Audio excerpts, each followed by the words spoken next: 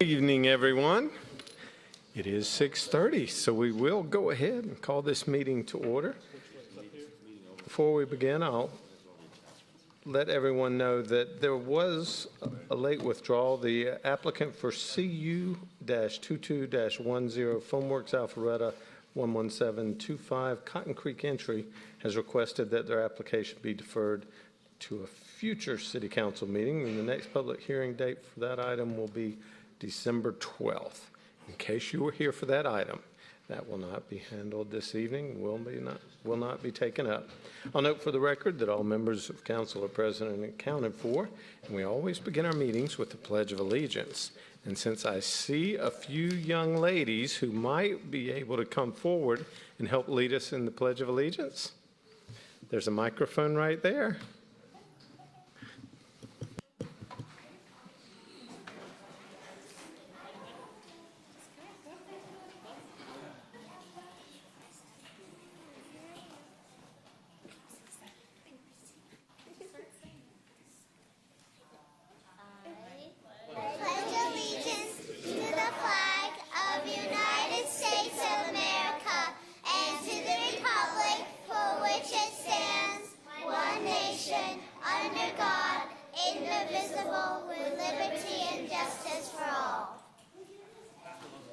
Thank you.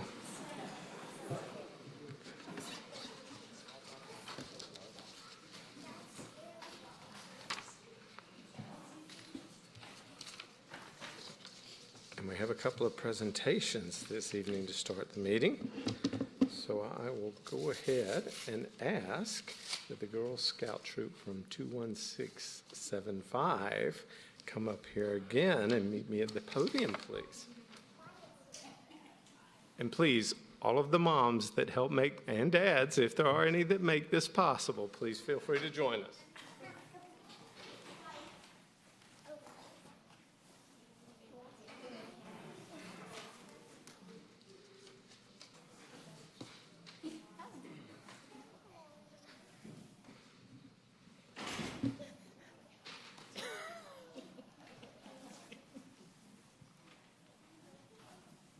Good evening, ladies. So I'm told that you have each earned your first aid badge. Is that right? Awesome. And you're with Troop 21675? Yes. Cool. Y'all want to tell us a little bit about your troop? No? You've done enough talking already. My name is Lisa, and I am a co-leader with my friend here, Cheryl. And our girls have, this is our third year. Am I correct? Third? Some of them have been together since they were daisies, and then we bridged up to brownies. And they enjoy hanging out and having a fun time and earning badges.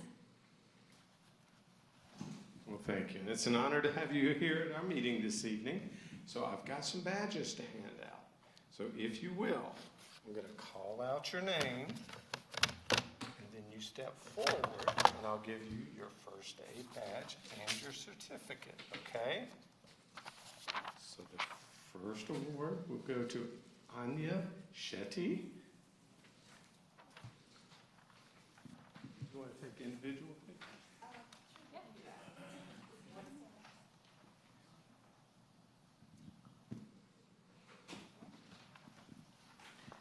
Please don't laugh if I butchered your name. Next one is for Audrey Hakamia.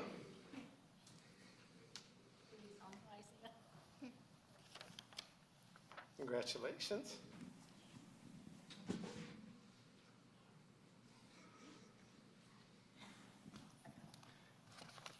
The next one is for Eliana Wong. Congratulations.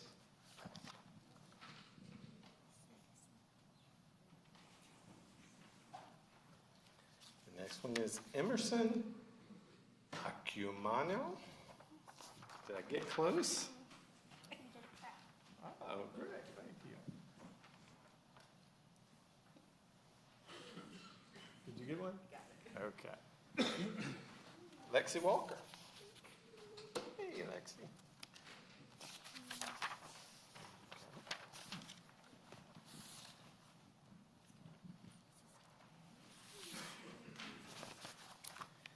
Olivia Fortunato. There you go, Olivia.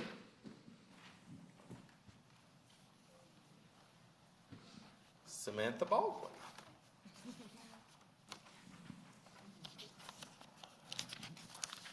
There you go, Samantha. Want this picture?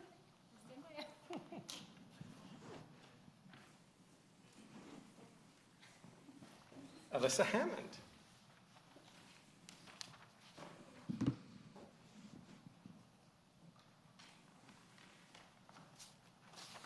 And Alessandra Rice.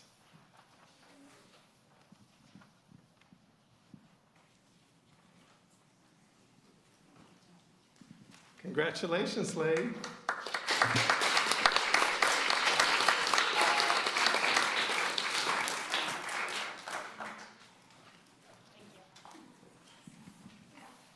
If you don't mind, Mr. Lagerbloom, please join me for the next presentation.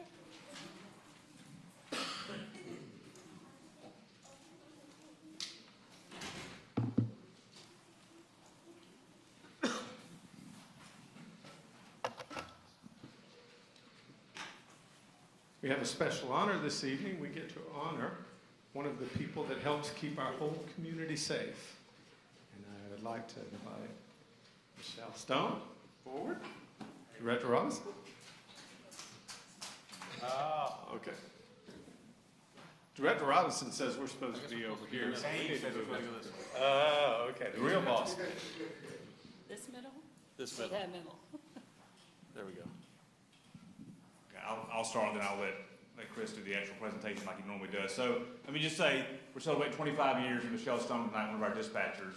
And as chief, I'm so grateful to have people like her that are serving. But I can tell you, even back in the day when I was on patrol, she was rocking it as a dispatcher. She was phenomenal. She has always been one of those calm voices amidst chaos, has always been very clear in her directives. And we also worked in CID a little bit together. So from a personal standpoint, as a police officer, especially when I was somewhat new, I was grateful for people like Michelle that knew what she was doing.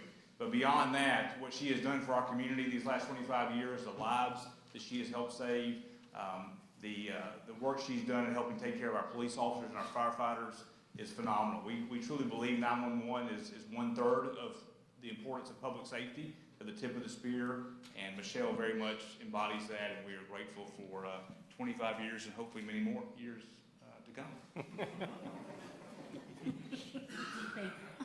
And I'll echo that. So thank you for 25 years of service. I too, like the chief, for those that know here on the council and those who wouldn't know here in the audience, I had the privilege of serving in our police department decades ago. And I too was the recipient of that calm voice on the other end of the radio from time to time. Now I can't say that I was always nice and didn't give out cross sections or intersections where the railroad track crossed Highway 9, which of course you know that doesn't happen in Alpharetta. But sometimes we'd have some fun with our dispatchers, but it was always a great environment. So it's hard to believe it's a couple of decades and a half. It really is. But for that which you have done for this city, thank you. For that which you have done for our men and women in public safety, thank you. And people are better because you've been here. So we appreciate it. Thanks, sir. Michelle, would you like to say anything? You've had 25 years. You got a chance to talk. Nothing's been said. Well, then I'll have to do I'm it. I'm the quiet one behind the scenes. Remember, I don't like speaking I out. understand. It's been great. How about that? It's Well, been great. After 25 years of doing it, I would hope it's been good. It's been something. Shot, it's been great. So I'll just share, from my perspective, I think one of the most underappreciated employees in the city of Alpharetta, and we've got quite a few that are underappreciated, none more so than our 911 operators, because people don't understand how grueling that job really is, to pull shifts, work overnight, 8, 12 hours, to know when the phone rings, somebody's not real happy. And sometimes lives are at stake. It's a tremendously stressful occupation, and that's why it's so rare that we have someone who's able to fulfill that role to the extent that you have for as long as you have. And so that's why we value it so much. because what you have done is pretty extraordinary in my experience. There's only been a couple that I'm familiar with that have served this city as well and as long as you have in our emergency services, because you are. And not only are you looking out after our community, but you're looking out after our firefighters and our public safety employees, because you help keep them safe by giving them clear and direct information. So thank you very much. We're very grateful. And since this is such a rare occasion, on behalf of the mayor and city council, I wanted to give you an Exceptional Service Award. Aw, You're welcome. love it. You've earned it. Appreciate it. Thank you very much.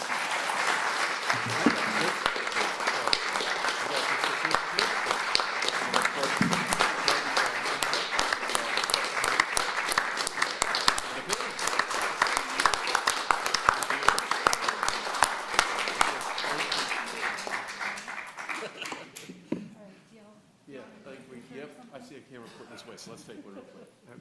Picture, We'll look high, then we'll look low. right? That one's worse for,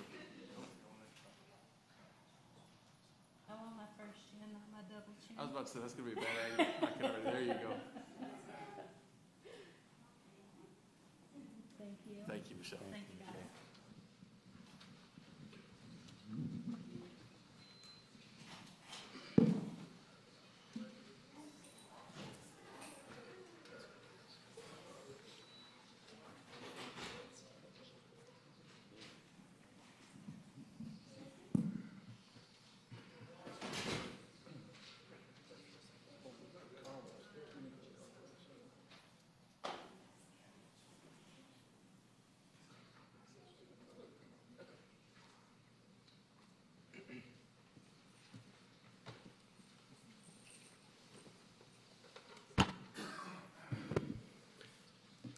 So that will conclude our presentations and proclamations. We'll go on to the consent agenda.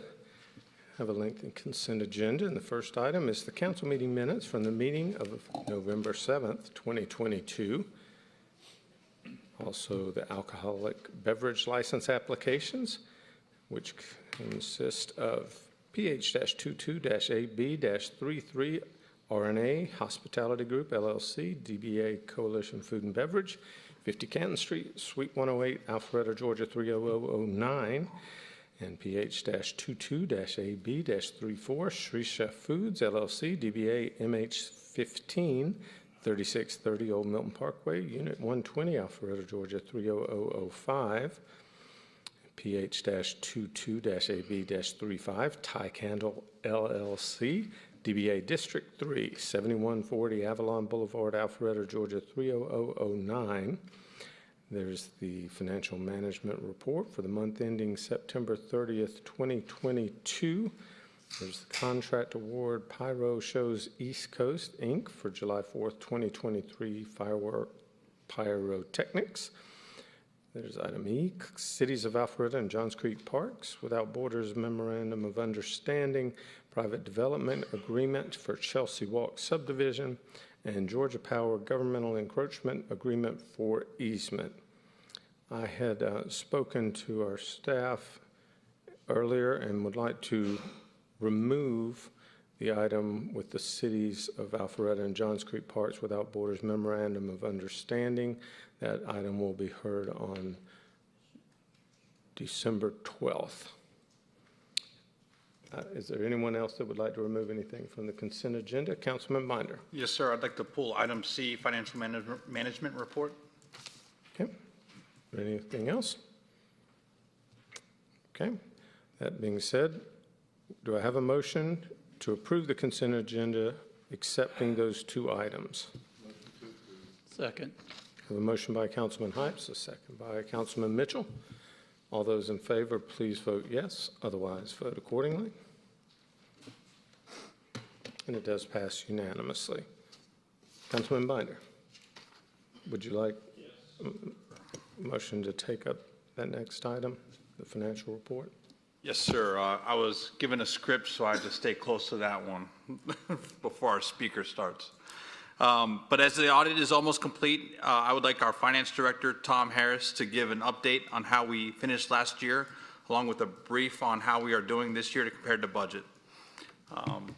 So we want to do this more on a quarterly basis to help council members ask any questions or get any details, and I think it's timely now as we're preparing mid-year budget and going into the new year.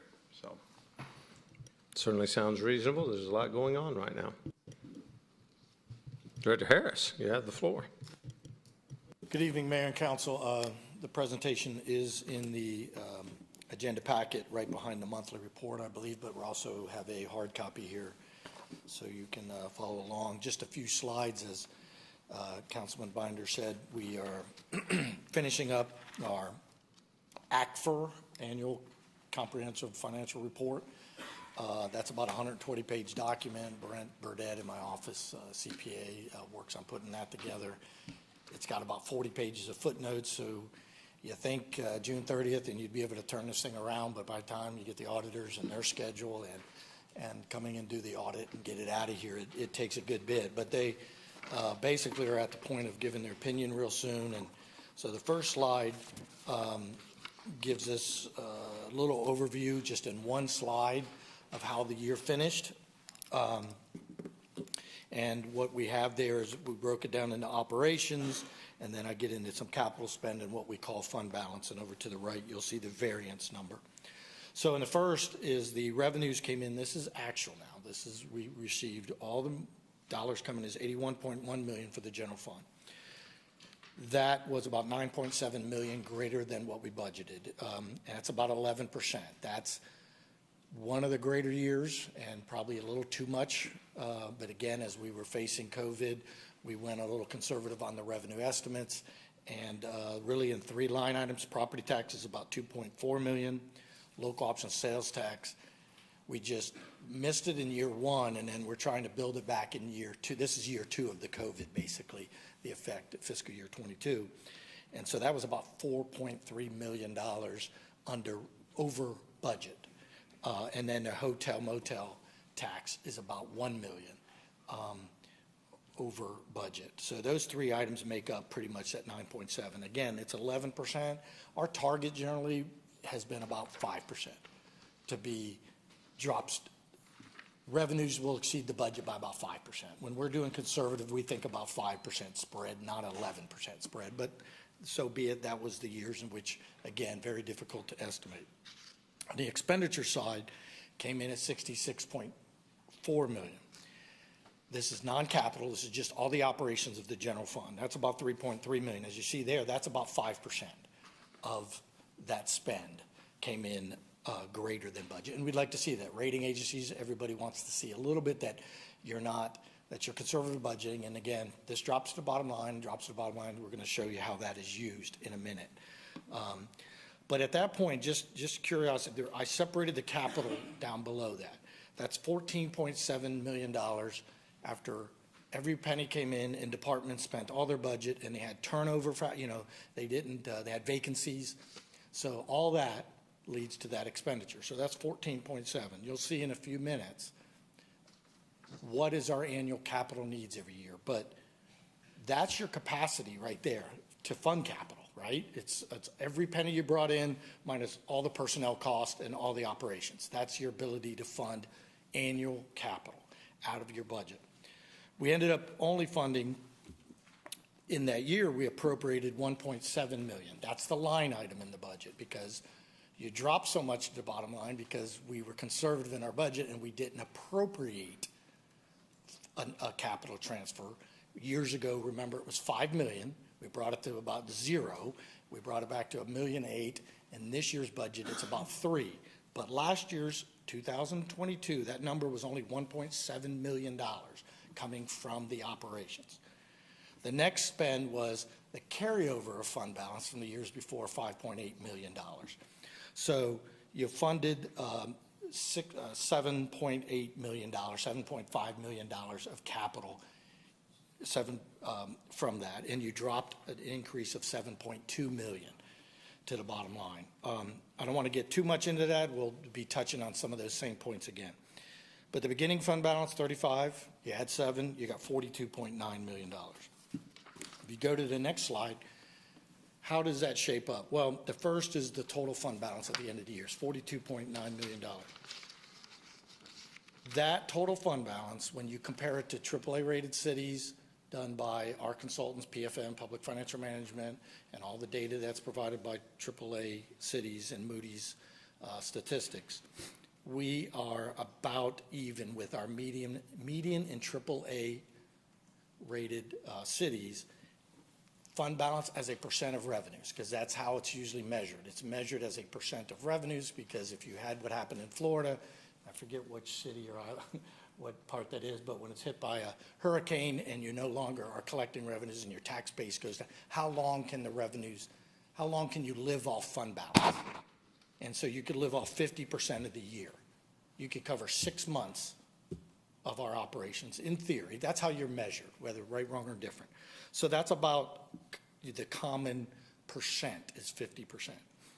What do we do is we look at is really we have a minimum emergency reserve every year is 19.7 million, is 25%, about 19.7 million. And then we carve off the excess and we use it, bring it to council, transparent, bring it into the budget cycle, you spend it. In 2023, we did that. We brought in $12.6 million of that number. So this is June 30th, right? But in May of 2022, you're adopting a budget. You're basically getting ready to appropriate a budget that you budget for this year we're in. And you decided to use $12.6 million to fund your capital in this year, carried over from previous years. That money's already being spent. It's on July 1. We don't send it all over at once to the other fund. We send it 1/12 a year. We could send it, 1/12 every month. Could send it over because it's already appropriated. It is sitting in it's in a capital project fund and it has a name project for almost every penny of that 19.7. I'm sorry, of the 12.6. So what do you have left over? You have 10.5 million that we're going to carve off again this year and say, okay, that's more than we need to have in our fund balance. We're going to take 10.5, and in another month, when we're starting at the retreat, we're going to say, here's the capital list for the city. And we already have a 10-year CIP. I shared that with you. Every year, and we'll show a slide in a minute, every year that's at least 15 million needed every single year at a minimum to keep up with roads, sidewalks, stormwater, et cetera. So we're going to pull that 10.5 and put it into play into the budget cycle when we sit down in the next few months and get into it. So that's how that balances, how it compares to other rated agencies, other cities. So when we talk about capital, the only reason and I should probably said this, the reason we talk about capital here is because when you can get a little excited about the revenues, how well it did the year before, but capital is the item that we don't fully budget it like we do a person. We've been trying for years to get to at least 50% of that number budgeted. That means you expect the revenues to cover expenses, and it's a line item in the budget. Not haphazardly, as in fund balance. That's haphazard. That's the year did well, and it drops to the bottom line. But as a line item, just important as a police officer, you have a $15 million need. We'd like the line item to be 7.5. You'd like to get at least the line item to be half that number, half that nut, and then the other nut can come from when we finish the year. So, granted, I should have mentioned this too, you got funds that were from AA, the federal funds, ARPA and all that, and we used that to supplement these last few years. But the annual need is 15 million. This is how it's made up, 3.6 in building and servicing, 4.2 in stormwater, fleet 2.2 million, 5 million. Again, put out over 10 years. We know how many roads we have in this city, how much it costs to repave them. You want to replace 1/18 of your roads because they last 18 years every year. You want to replace your vehicles in police department, 1/7 of the fleet every year needs to be replaced so that you have a 7-year cycle.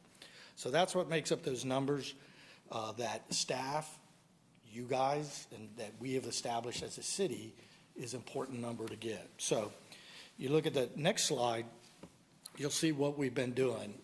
The annual This slide tries to say, what are the two sustainable sources? How do you pay for capital? You're going to pay for it as an annual line item. We could maybe try to get that number to 15 million, but that's very difficult to get that into budget. The highest we've ever gotten it to is 5 million. And you're going to get it for whatever drops to the bottom line in fund balance from the year before. Once it's audited, you bring it in and say, hey, look, it can't be used to hire a policeman or a fireman because it's savings accounts at this point. We need to get it. So in fiscal year 2022, we spent 7.5 million from those two sources because we only had an annual appropriation of 1.7 million. We did use recovery dollars of about $6 million to subsidize that and is on top of that. But you can't count on that every year. This is sustainable revenue sources, the budget. How do you budget? 2023, thanks to your direction last year, we got the line item up to 3 million. So we're on our way back. But we hired officers, everything else, and we had a bond. We paid for a bond out of our, by shifting the taxes over to pay for this new bond we're have that was passed. So we have $3 million now in that line item. From 2021, we finished the year at 12.6 million, so you have 15.6. So that's good. It's lopsided. It's being funded by the good years before because we were too conservative and we pulled out capital and all that. So we got it. This year, again, in 2024, it's shaping up for 3 million is in the line item in the budget. So until we make an actual change to put more dollars in the line item, it's only 3 million as we build 2024's budget. And you have 10.5 million that I just showed you how we finished last year, that we have 10.5 million from fund balance we can carve off, put the capital. Again, 13.5. You need 15. Not so worried about that because we can get other supplement dollars. What I'm worried about is that the 3 million needs to, I need to take a lot of this quote unquote surplus you're going to see in a minute that we see, wow, revenues are coming in much greater than budget. We can go hire operations. We can do something to expand our government. Yeah, but you have a line item commitment that needs to get first priority or at least equal priority because right now it's not. And it's not in the budget in a appropriate way, so shall I say. So that 3 million, the goal is to get that to at least the 50% number, 5 million to 7.5 million, so that you can get back, have not so conservative budgets that drop 5% on the revenues, 5% on expenses, and gives you the other half of that number. So that's it. So it's not meant to be gloom and doom. I'm just trying to say you can't just look at how we finish the year or with surpluses of revenues and say, okay, we have some work to do to get the capital side of the equation in properly in the budget. The next slide. Now we're going to talk about how we move to these monthly reports. These monthly reports is a 45-page document, and I think we're pretty transparent with different methods of the finances. In the back pages, 35 through 45, you'll hurt yourself, but you can read them. They're GAAP statements, generally accepted accounting principle statements.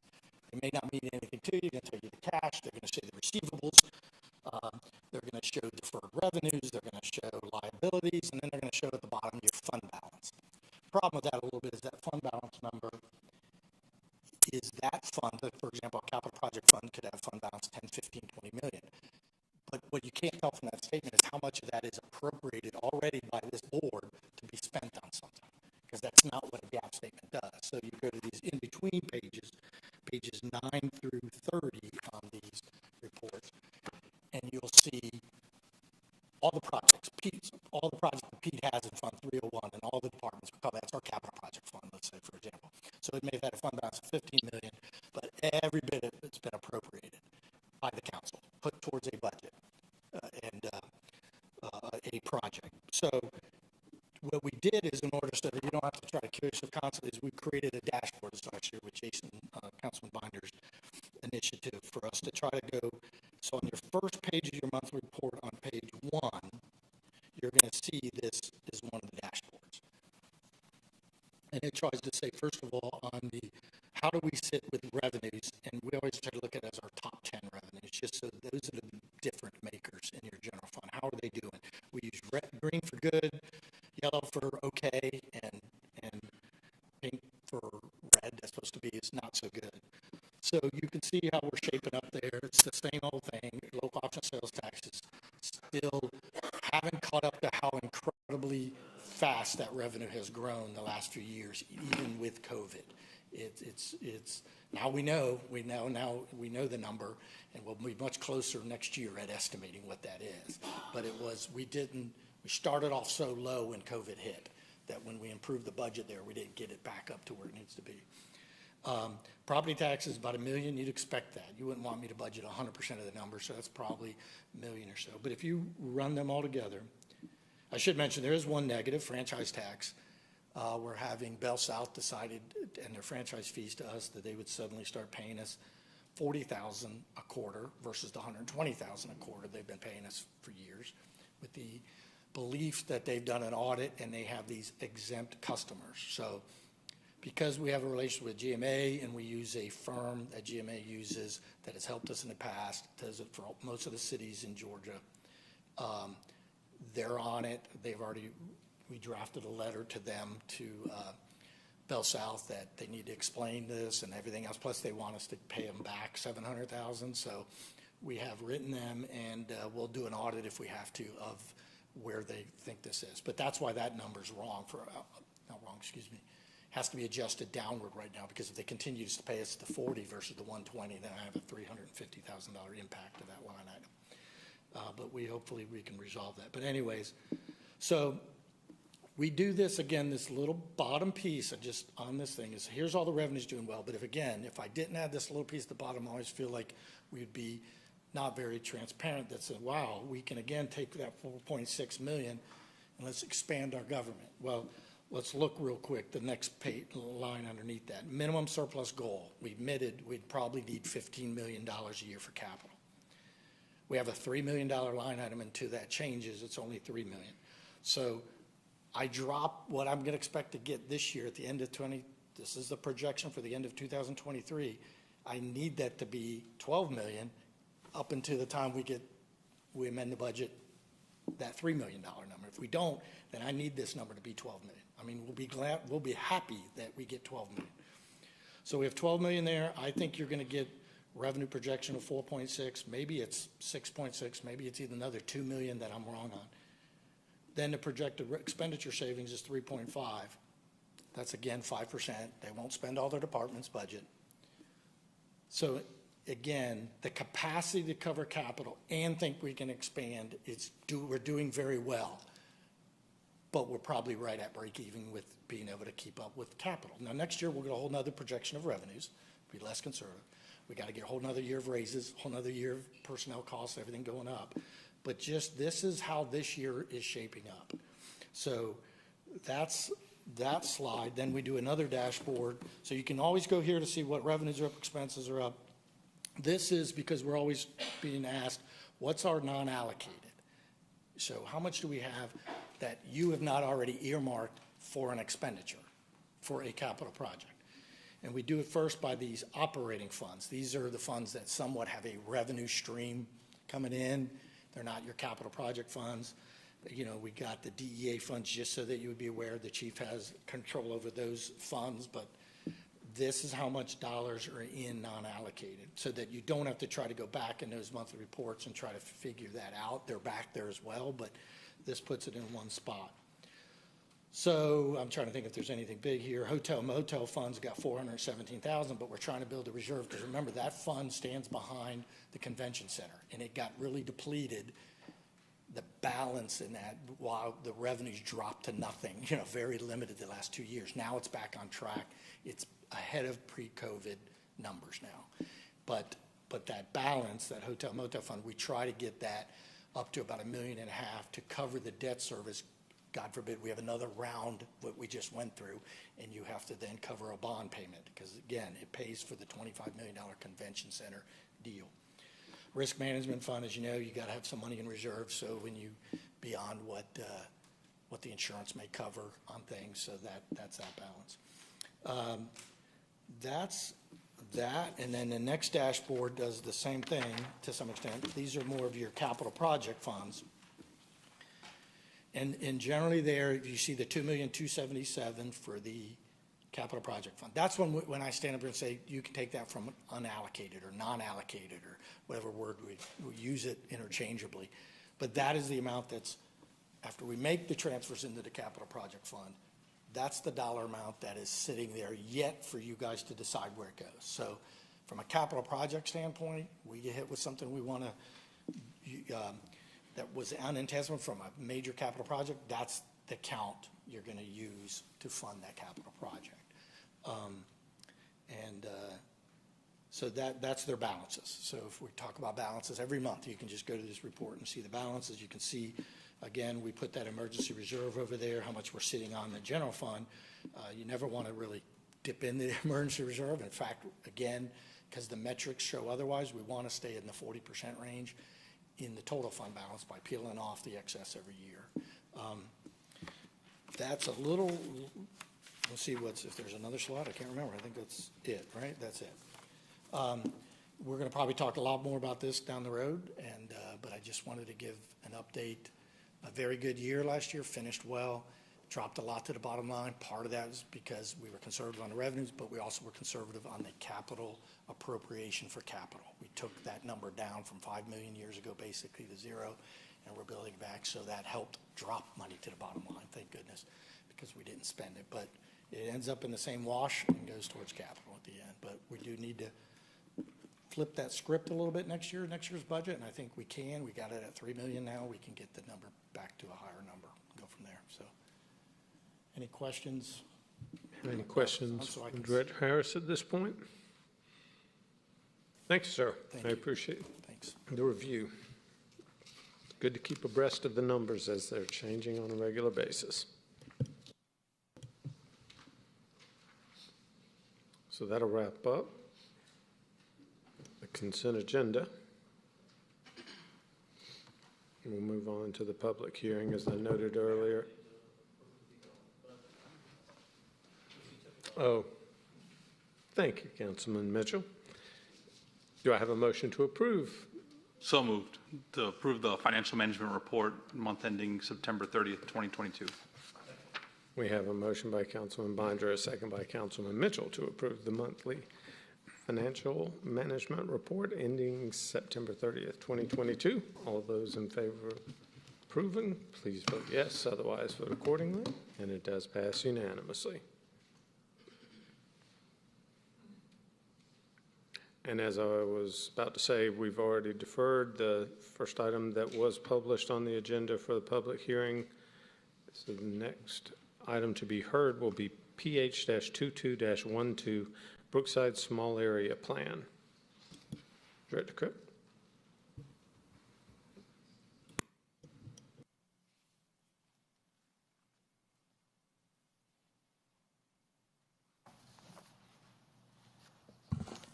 Good evening, Mayor and Council. The public hearing item before you is the Brookside Small Area Plan. And this may seem familiar because it was actually in February of this year that we went through the workshop. So you could be familiar with it from there. Does that look warped somehow? Does it look okay when I'm looking at that? Okay, maybe it's just the screen. So if you can see it, okay, I'll continue. So the Brookside Plan, of course, this was Area 3. It was in the top 3 areas when we went through the comprehensive land use plan of areas that the community wanted us to look at to make improvements. And it was number 3, of course, 1 was North Point, number 2, South Main Street, and then number 3, Old Milton Parkway, specifically east of Georgia 400.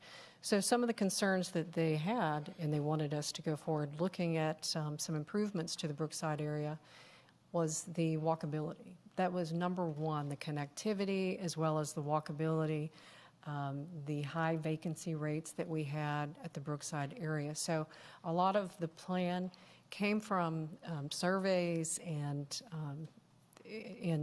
outreach during the comp plan, and that's why we went forward with the plan that I'm going to show you. Specifically, we spoke to all the property owners within this 155-acre area that's located, of course, just east of Georgia 400. We also spoke to Glen Abbey, which the HOA was representing 500 different homes. We spoke to Pembroke, which is located just north of the Brookside area, the 155-acre area. We also spoke to Park Brook, which is representing about 300 homes. So Glen Abbey is located here. And so almost 1,000 different property owners that we spoke to in order to find out, how are you using Brookside? What would you like to see more of at Brookside? And then some of the concerns. And I'll go through some of their comments before we look at the actual plan. Number one comment that we heard is so many residents didn't know that the 30-acre public park existed. So this is the 30-acre park, which I'll show you kind of a blow-up of that area in just a minute. But they did not know that this was a 30-acre city park. There is access, of course, to the park, but it's limited, and a lot of that area is within the floodplain. So some of the comments we heard is, we would use that more if it was not within the floodplain. So a lot of times when they went to use the area, sidewalks were actually underwater. That was probably the number one comment. The number two comment we heard is, I don't want to cross Old Milton Parkway. It's too dangerous, and there's a lack of sidewalks. So currently there's missing sidewalks along Old Milton Parkway, and the sidewalks that do exist, most of those are only 5 feet in width. And talking to Pembroke, which they have about 213 residents, they said that they don't have connections when they come out onto Old Milton Parkway. There's no sidewalk connection. They walk through the grass a little ways and then find a 5-foot section of sidewalk. So the width was very concerning. Had a lot of property owners that are on the north, residents on the north side, that said, my kids would like to bike to Andy's and to Dunkin' Donuts. That's located farther west on Old Milton Parkway, but they felt like it was too dangerous. So we kept hearing that theme regarding the sidewalks and the connectivity. Most said that while they will cross over Old Milton Parkway, they don't believe the current intersections are built for pedestrians, built more for the automobile. And of course, if you look at Old Milton Parkway compared to North Point Parkway, it's double the number of trips. So it is very auto-oriented, and they knew that, but they were looking for better safety and looking at getting across the street safer. Some of the other comments we heard is that the bridge is too narrow, over 400 for runners and pedestrians, the bridge that's located a little farther west. A number of times, no sidewalks. Many of them requested additional restaurant choices. There's a low vacancy of retail and commercial. While we have a higher office vacancy, it's now about 35% in this area. Most of Alpharetta is 18 to 20%, so very high office vacancy. There's a very low commercial restaurant vacancy, and that's because of the 50,000 trips per day. So a lot of trips, a lot of visibility, a lot of opportunities for additional restaurants. A lot of them commented that they think expanded programs at Georgia State. Georgia State has about 40 acres. It's located along Brookside Parkway. So many talked about that they would like to see an increase of Georgia State programming at that location. We also spoke to a lot of the office owners, property owners. High-Res Studios was one of the employers that we spoke to, and they told us that a lot of their employees are biking to this location. So we weren't aware of that. And again, when you're biking, you don't want to bike where there's a lot of curb cuts. So some of the curb cuts, the extra curb cuts from the old development is something that they requested with new development, that you limit the curb cuts. They also told us that they had a lot of people that were staying overnight in local hotels, that they have different events at the High-Res Studios, of course the esports, different programming, and so a hotel in closer proximity would be something that they would be very, very interested in being able to have.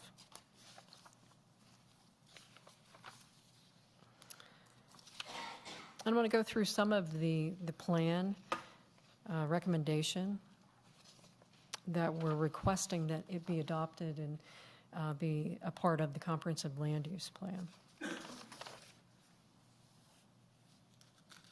One of the pages included in the packet that you received is actually the aerial from 2002. So since 2002, there hasn't been much new development. The only thing that's been new since 2002 is the assisted living building that you don't see here. There's also, probably going to say, Zyka restaurant that was built within the last couple of years. And then Georgia State's second building. So since 2002, you've only had very limited development within the Brookside area. What do you have there now? Of course, this master plan was approved many years ago, 1997. So a lot of parking, a lot of heavy parking requirements that they had to meet. So a lot of the acreage is actually paved. But it's interesting, too, we found that only 50% of entitlements have been built within the Brookside area. So although they could have built more, a lot more density for commercial as well as office, only about half of that has been constructed. Already spoke about the office vacancy. It's very high. It's the highest area that we have in Alpharetta.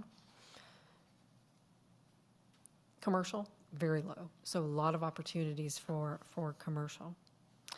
Existing, there's 2.1 miles of existing trail. What's interesting about the trail, a lot of residents said that they use the trail system, but there's not a connection over to the greenway. So they would be looking, they said there would be, of course, a lot more use if that connection to the greenway existed. So a lot of questions about improvements to the park. And here's some of the existing pictures of some of those trails.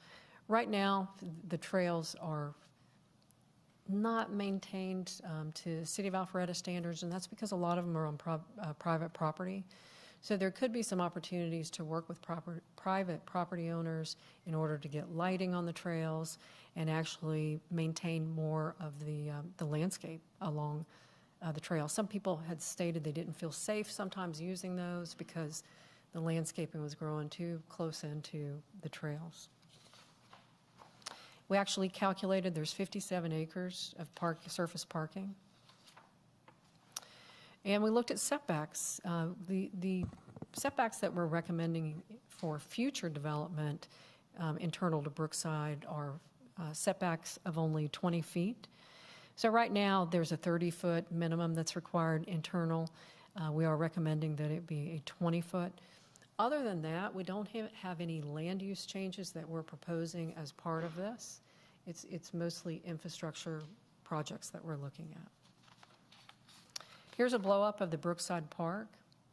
Again, 30 acres, needs that connection to the Big Creek Greenway. Greenway's over here, the black dotted line. The green are all the existing trails. So there's an opportunity to have a project here that would increase usability, as well as looking at shared parking at the existing office buildings. We included a framework plan. Framework plan includes adding green space to the Brookside plan. A lot of the green space is on private property, so of course that would be something as it's redeveloped that we would ask for those green connections. The connections are shown in order to get the connection over to the Brookside Trail that exists, as well as connections over to the Brookside Park.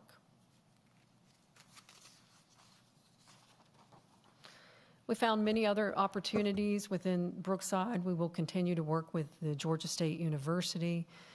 There's an opportunity to add additional buildings. They have over 40 acres. Georgia State being the largest property owner besides the city with the 30 acres, it's important that we continue to work with them. And then we came up with some concepts and themes. And what's interesting about the concepts and themes, we had a lot of vacancy when we started this project in the blue area that were shown as the Gaming, Innovation, and Production District, possible esports tourism. We found one of those buildings is filling up pretty quickly with medical uses. So we'll relook at that as it changes and some of these buildings fill up with other uses to see how we need to pivot and change within the plan. We also included several examples of other areas that include universities on how those campuses are developed. Most college campuses, of course, have the large green space interior, so you have that gathering area where it's not just students that are coming in there and taking the class and leaving. It could be that the programming is increased and you actually have students that will stay on campus if there's a reason to stay on campus and have that outside area. We also had heard from the residents that there's a lot of art programming that's happening west of Georgia 400. So the residents had asked that we look at additional art placemaking as well as signage. So signage throughout that district was requested. A lot of the residents didn't know the trails exist, so making sure that that system is all tied together and easy to locate was a big ask. And then finally, the Brookside streetscape. We looked at the streetscape and what could happen to the existing roadway. And we found, and this would have to have additional study, of course, but we found that with the low amount of traffic on this roadway, that there is an opportunity for a lane diet where there's striping on two of the lanes in order to create that separated bicycle lane. And then you immediately provide more area on the sidewalk if the bicycles are separated. Now this rendering is actually showing full construction. So there's one project we listed which is full construction changes of the Brookside streetscape, and it's around $8 million was the estimate. There's also another step that you could go forward as a capital project, which is just repainting the existing roadway. The 5-foot sidewalk would remain, but you would have a separated bicycle lane. So we did put two different options. And then finally, the Brookside intersection. Since we had a lot of concerns about the safety of crossing Old Milton Parkway, we have some proposed intersection improvements for the pedestrian safety. And then the last page that we included, it was a project list. Now the project list, as well as the estimate for the construction costs, this was done over a year ago. So as we move forward, and if there is a project in the next couple of months that is considered as a capital project or you want to move forward with, we will have to get a detailed construction cost estimate at that time.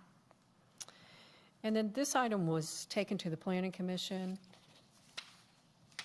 This was heard at the November 3rd Planning Commission. We didn't have anybody present that spoke in favor or against, and after discussion, they did recommend unanimously approval of the Brookside plan to adopt that as part of our comprehensive land use plan. And if you have any questions, I'll be glad to try to answer those. Councilman Hypes.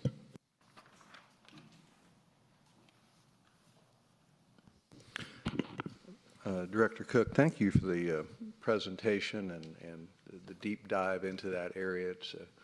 It's an area that where I had my office for 9 years, and I think it's got a great deal of promise. Vacancy rates were much higher in the early 2000s when I was over there. And before I get to my question, I will note that I looked out to that pond from my office down there, and I had no idea that was a city park. Yeah. I thought that was private property from part of Brookside. A couple of questions. It's an enormous area of asphalt surrounding these office buildings. Google Maps really tells you, where the asphalt is. I'll just leave it like that. When the office buildings are full, what's the parking utilization? Do they still have excess parking when there's more appropriate occupancy? That's a good point. There is a lot of vacant parking. And so we'll probably, if this is adopted, our next step would be similar to what we did with North Point, where we actually come up with a code for redevelopment. And with North Point, we actually require a 20% reduction in parking. My recollection was back when Clorox was over in Brookside too, and the buildings were full, that there was still a whole lot of empty parking over there. And to which leads to my next question. To what degree is there any interest between the private sector and what the city would like to accomplish? Is there do these property owners express a desire to move away from the status quo and make changes to the property that might be a long-term investment? Or We've had meetings with all of the property owners, and they really like the plan that the city has put forward. But I think they're looking for the city to make some significant infrastructure investment or changes in the area before some of them make additional investments. And I say that, but the building that I was talking about earlier that was vacant for almost a year, there's been a lot of renovations, and it's converting to medical type uses at this building. But I think that they're looking for, the city to kind of to come up with what is that placemaking, the signage, the trail upgrades, so that there's a complete system. But I do think there's an absolute willingness where easements are needed and connections for them to, they want to work with the city. you had said that Georgia State is maybe the largest single landowner. Is there any discussions, any interest, any path forward for Georgia State making a greater investment in that area? They have participated in all of the meetings that we've had, and they're participating in our economic strategic plan. And what we've found from our meetings with them is they're not as familiar with how much change has happened in Alpharetta. So a lot of it is getting some of the decision makers here, which is what we're planning to do, to provide another tour. Now, we've met with all of the local Georgia State University officials here on this campus. They're all on board. They've even talked about trying to bring additional programming like cybersecurity classes. They have an esports program. Some of the officials from the Atlanta location have come out and toured the high-res location. So I think there's more of an interest that there has been in the past, but I really can't tell you exactly what their improvements or that they would make in the future. We're just going to have to keep working with them, providing them the information so they can make those decisions. Last question, the North Point Community Church Bridge, does that provide access if the church is willing to use it in that fashion, or is there no interest in making that a pedestrian gateway from one side to the other? How does that work? And we showed that as a pedestrian upgrades. So I think there would be a lot of interest, and some of the property owners here, Glen Abbey and Park Brook, had talked about that a lot of people that go to this church would like to see additional restaurant offerings here. So a lot of requests for increasing the restaurants, but it was also a request to make some pedestrian upgrades. So we have not spoken to them about that yet. Is this a situation, if we build it, they will come, or do we need more buy-in by the private sector? We have a lot of buy-in from the private sector, but there's so many different property owners. So I think, as government, we move forward on what we can have the biggest impact on, which is if there is a system of trails, providing that placemaking, the signage, making it a destination, and upgrades to the park, the 30-acre park, that could be a big draw. I also think that the making changes to the interior road, whether it's just going with that first phase where you're restriping the pavement, could have a significant impact, and you would see additional investment. So I think just my recommendation, it could have a big impact with improvements to the park, as well as the restriping and just the signage and lighting of the existing trails. It's not lost on me, if we had to go out and buy a 30-acre park at today's acreage rates, it would be a significant investment by the city. So the fact that we have one and nobody knows about it is quite a bargain. So. Have any other questions for Director Cook at this point? Thank you, ma'am.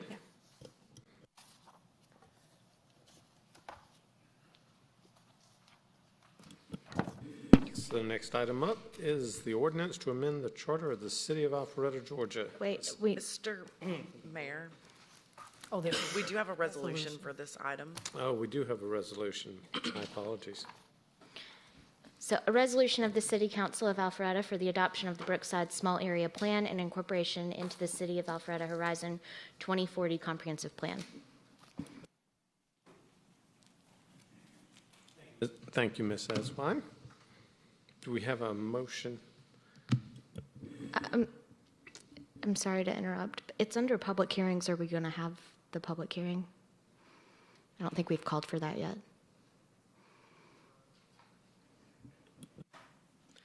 We have not yet called for public comment, but I think Mayor was getting there. Oh, she said we haven't had a public hearing.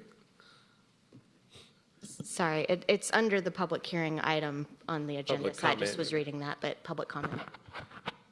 We're out of practice. We haven't been here for a whole week. Do we have any public comment cards on this item? We do not, Mr. Mayor. However, if there's anyone here that would like to come forward and speak public comment on the Brookside plan, now's your chance. Seeing none, we'll close public comment. Now may I have a motion from council? Yes, sir, Mr. Mayor, I'd offer a motion tonight to approve agenda item PH-22-12, Brookside Small Area Plan presented by Director Cook. Second. I have a motion by Mayor Pro Tem Merkel. I think the second one was Dorito by a hair. Any discussion? All those in favor of the motion to approve the PH-22-12 Brookside Small Area Plan as read in the resolution by Molly Eswine, please vote yes, otherwise vote accordingly. And it does pass unanimously. So now we will move on to the next public hearing item, and that's the ordinance to amend the charter of the city of Alpharetta, Georgia. This is the second reading, so there's no public comment in second hearing. I'll turn that over to Ms. Eswine. Yes, so I will read it and then I'll explain it.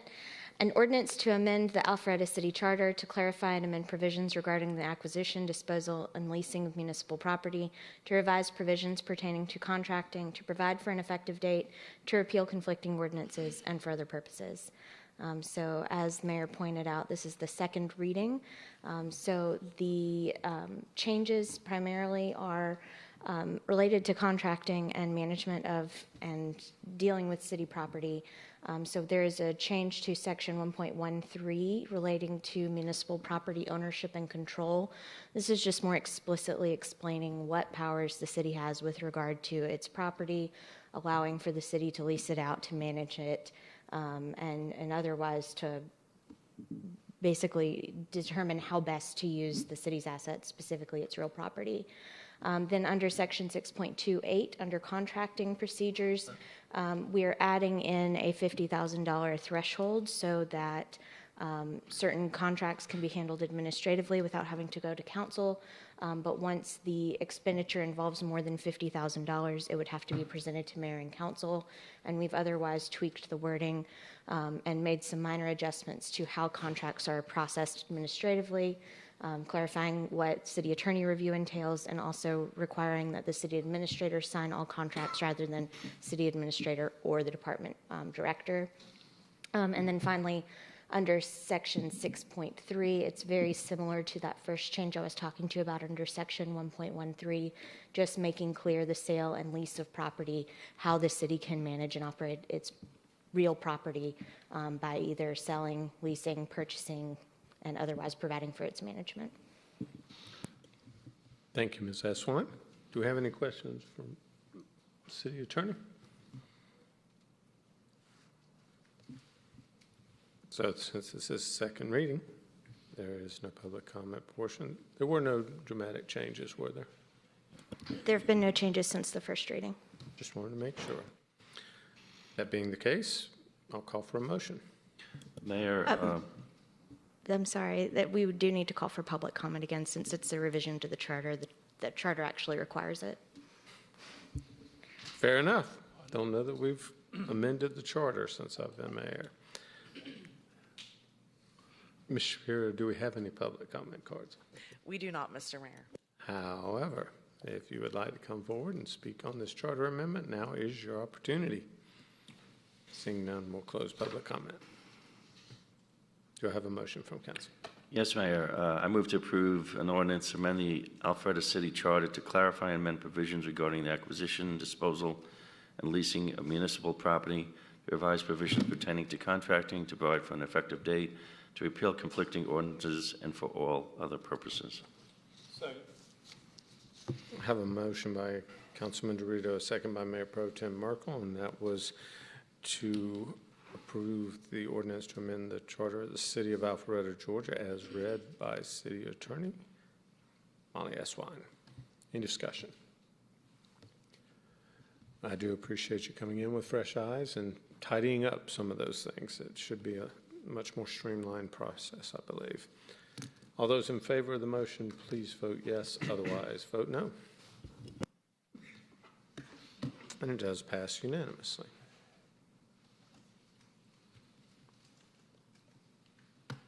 So that'll wrap up the public hearing portion of tonight's meeting, and we'll move on to the workshop items. And the first workshop item is the City of Alpharetta Community Agriculture Plan.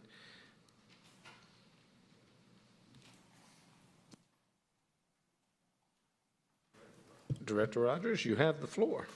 Thank you, Mr. Mayor. As always, it's a pleasure to stand before this group. It's good to see y'all again. Tonight is an exciting and I think a very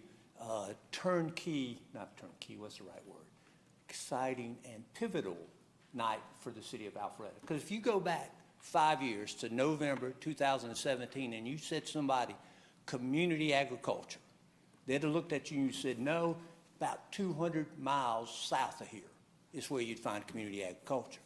Now, in December of that same year, this mayor and council approved the acceptance of an awesome gift from Whole Foods in the farm. They moved the farm from Whole Foods and they moved it to Old Rucker Park. And then we collected good staff, great volunteers, and we've turned that farm into something that is a sight to behold. But it's just a farm right now, so we're still trying to get to community agriculture. Comes to the scene comes Foodwell Alliance and the Atlanta Regional Commission. And they're offering this grant to do a community agricultural plan for anybody, any city in the state of Georgia. Well, we applied for that grant and we lost to East Point. We were mad, we were devastated, but we applied again the next year. And it turns out that we were in a better position for that plan when we got it earlier this year. So tonight, we have representatives from Foodwell Alliance as well as the Atlanta Regional Commission. They're presenting to Mayor and Council the first draft of Alpharetta's Community Agriculture Plan. So I'd like to call to the podium Katie Connor, the Executive Director of Foodwell Alliance, along with Sarah Brown, the Policy and Planning Manager with Foodwell Alliance, Carrie Stevens with the Atlanta Regional Commission as she serves as Program Manager in the Community Development Group. Ladies. Thank you so much, Mr. Rogers, and good evening, Mayor and Council. On behalf of Foodwell Alliance and the Atlanta Regional Commission, we're just so grateful to be here tonight and to be able to have some time to introduce the final draft of the Alpharetta City Agriculture Plan to y'all. If approved, this plan would be the second of its kind in the metro Atlanta area, and it would make Alpharetta a true regional leader in what's really becoming a growing national trend to plan intentionally for strong local food systems. The City Agriculture Plan provides a roadmap for Alpharetta to achieve its vision of creating a vibrant and sustainable local food system over the next several years. In our time spent getting to know the Alpharetta community over the past year, we found that residents are passionate about growing and seeking out local food, and they're interested in finding ways to contribute to a sustainable food cycle where food is distributed equitably and food waste is used regeneratively. This plan draws upon those community priorities and feedback from other diverse stakeholders throughout the community to lay out guidelines for integrating local food and agriculture into the city's policies, programs, and development. Post-adoption, Foodwell Alliance is looking forward to quickly awarding to the city the $75,000 implementation grant, and that will be used to carry out recommendations within the plan at the city's discretion. We're eager to see what Alpharetta is able to achieve and accomplish, and know that as we work to expand this program and develop other city agriculture plans throughout the region, we'll continually look back to Alpharetta as a true progressive leader in this space. And we also just want to extend our sincere gratitude to the City of Alpharetta, especially to the Parks and Rec Department for all their great work, to the steering committee, which is made up of several city staff members and residents, some of which are here with us tonight. They put in hours and hours of work over the past year to get this plan to where it is today. We're also grateful to every resident throughout our focus groups and surveys. We spoke to hundreds of community members who contributed their voices and energies to this plan as well. So just thank you so much for your time and consideration of the City Agriculture Plan, and we're open to any questions and comments that you might have. Do we have any questions from council at this time? Did a great job. Nobody has any questions? Wonderful. Thank you. Thank you very much. Mr. Mayor, we did have one speaker that would like to comment on this item if possible. Sure. Mr. James Graham, if you'd like to come forward and address your comments to Mayor and Council, you have 3 minutes. And if you don't mind, to just state your first and last name and your address for the record, sir. Sure. My name is James Graham. I've been a resident here since '96, and I live at 1043 Sotheby Lane, which is off of Rucker Road, which is within walking distance of the farm. And I'm going to read off this, so apologize for not looking in the eye. I want to make sure I get this done, and I have the time. Why do I support this plan? My understanding for the reason the existence of this country is to allow every human being to become whatever they aspire. No king, queen, government can tell them what they can or can't become, where they can live, what job they can have or what business they can build, and with whom they can associate, among other things. This life, liberty, and pursuit of happiness is the key to the formation of this country. With this aspect of our existence as a country are fundamental and individual rights. Having access to and consuming quality foods is something we can decide. It's not dictated to us. It allows us to choose what we eat and whether we want to grow it ourselves or buy it from someone. From the very beginning, we have been an agriculture society. This is the essence of our being, and this is especially true in Fulton County, Georgia. As humans and citizens, we are also responsible for the stewardship of this country and of this planet. Whether one is a tree hugger, a capitalist, an atheist, or a believer, whatever religion it may be, we are all stewards of the gifts this land can provide. Unfortunately, today we are a divided country and a divided world. We are passionate about our beliefs and often do not agree with each other. However, food is one area where most people have a common bond. Everyone is entitled to food, not necessarily for free or without work, but it is one of the basics of life. Whether we are hunters, gatherers, or farmers, we all need food for sustenance. The advantage of an ag plan like the one before you is it addresses basic needs, needs which are independent of politics, religion, and college football. It supports the foundation of this country, our right to choose what we require for ourselves while not dictating what others receive or are entitled to or are not entitled to. I can grow what I want to sustain myself as long as it is legal. It provides help for those who are not able to provide for themselves. I can grow more food than I need, and I can sell it or give it to others, such as food banks. It supports the stewardship of this country and planet by providing education and instructions to not only sustain what we have, but to help the flora, fauna, and soil regenerate, becoming healthier and stronger every season instead of weaker. And it provides the freshest supply of food possible, Farm to table is not just a commercial term. And just as importantly,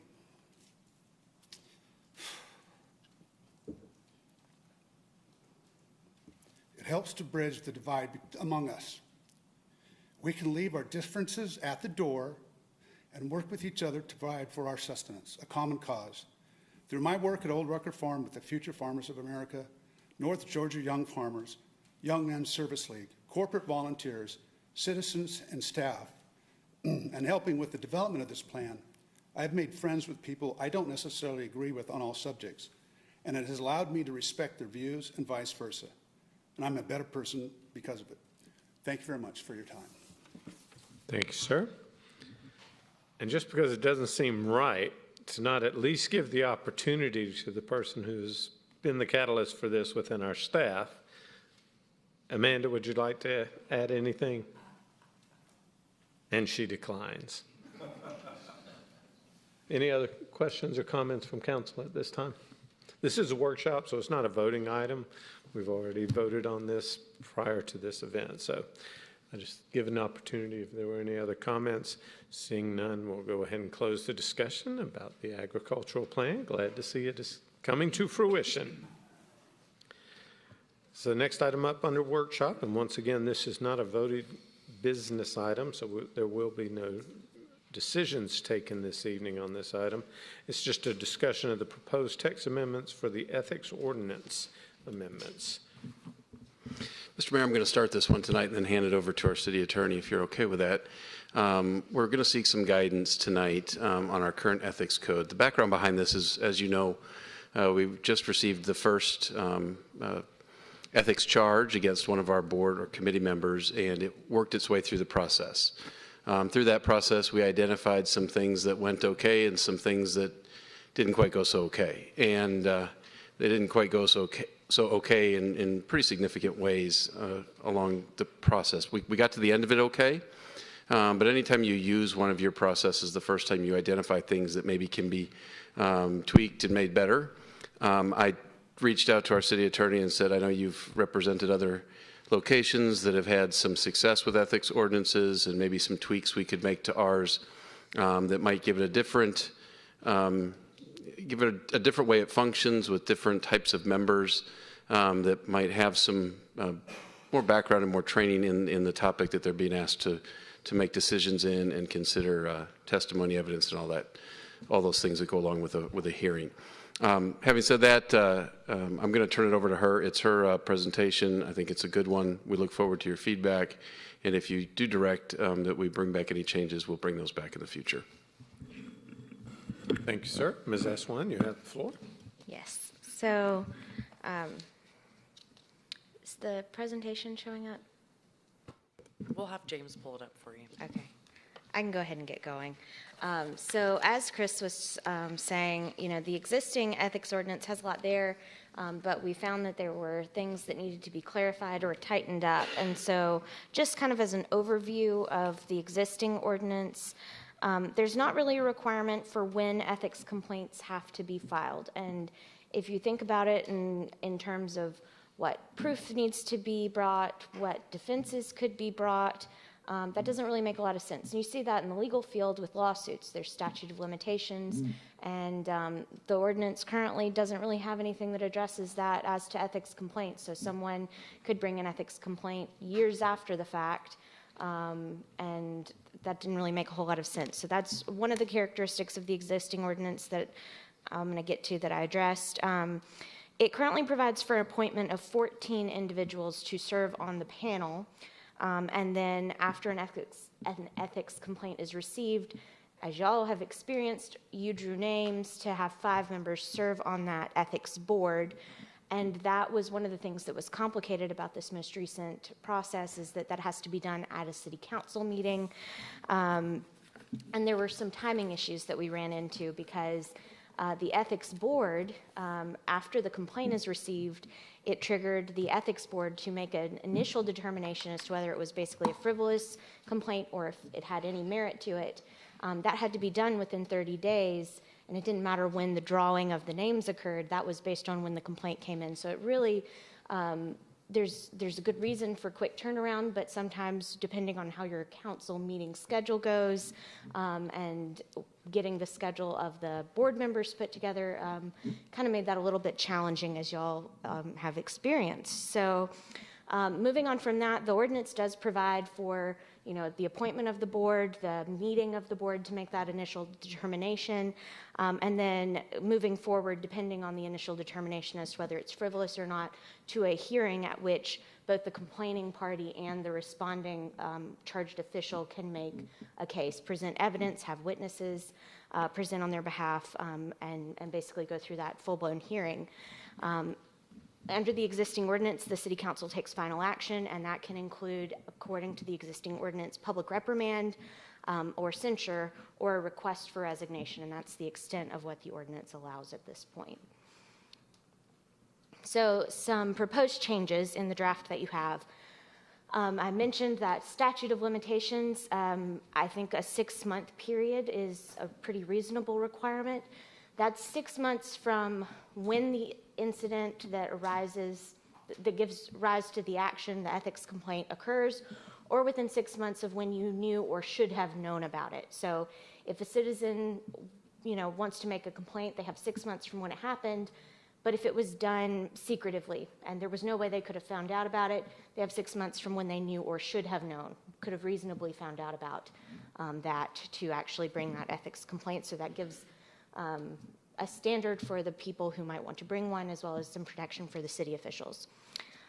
It's got a lot of overlap with the existing ordinance, but requires complaints to identify the specific provisions of the ethics code of conduct that is alleged to have been violated. That wasn't explicit in the prior ordinance. I mean, it said generally to say that you have to allege some violations, but now we're saying you have to identify very specifically what part of the code has been violated. It requires complaints to be supported by affidavits based on personal knowledge, so it can't be speculative. It has to be something the person actually knows about. They have to be able to swear to it in an affidavit.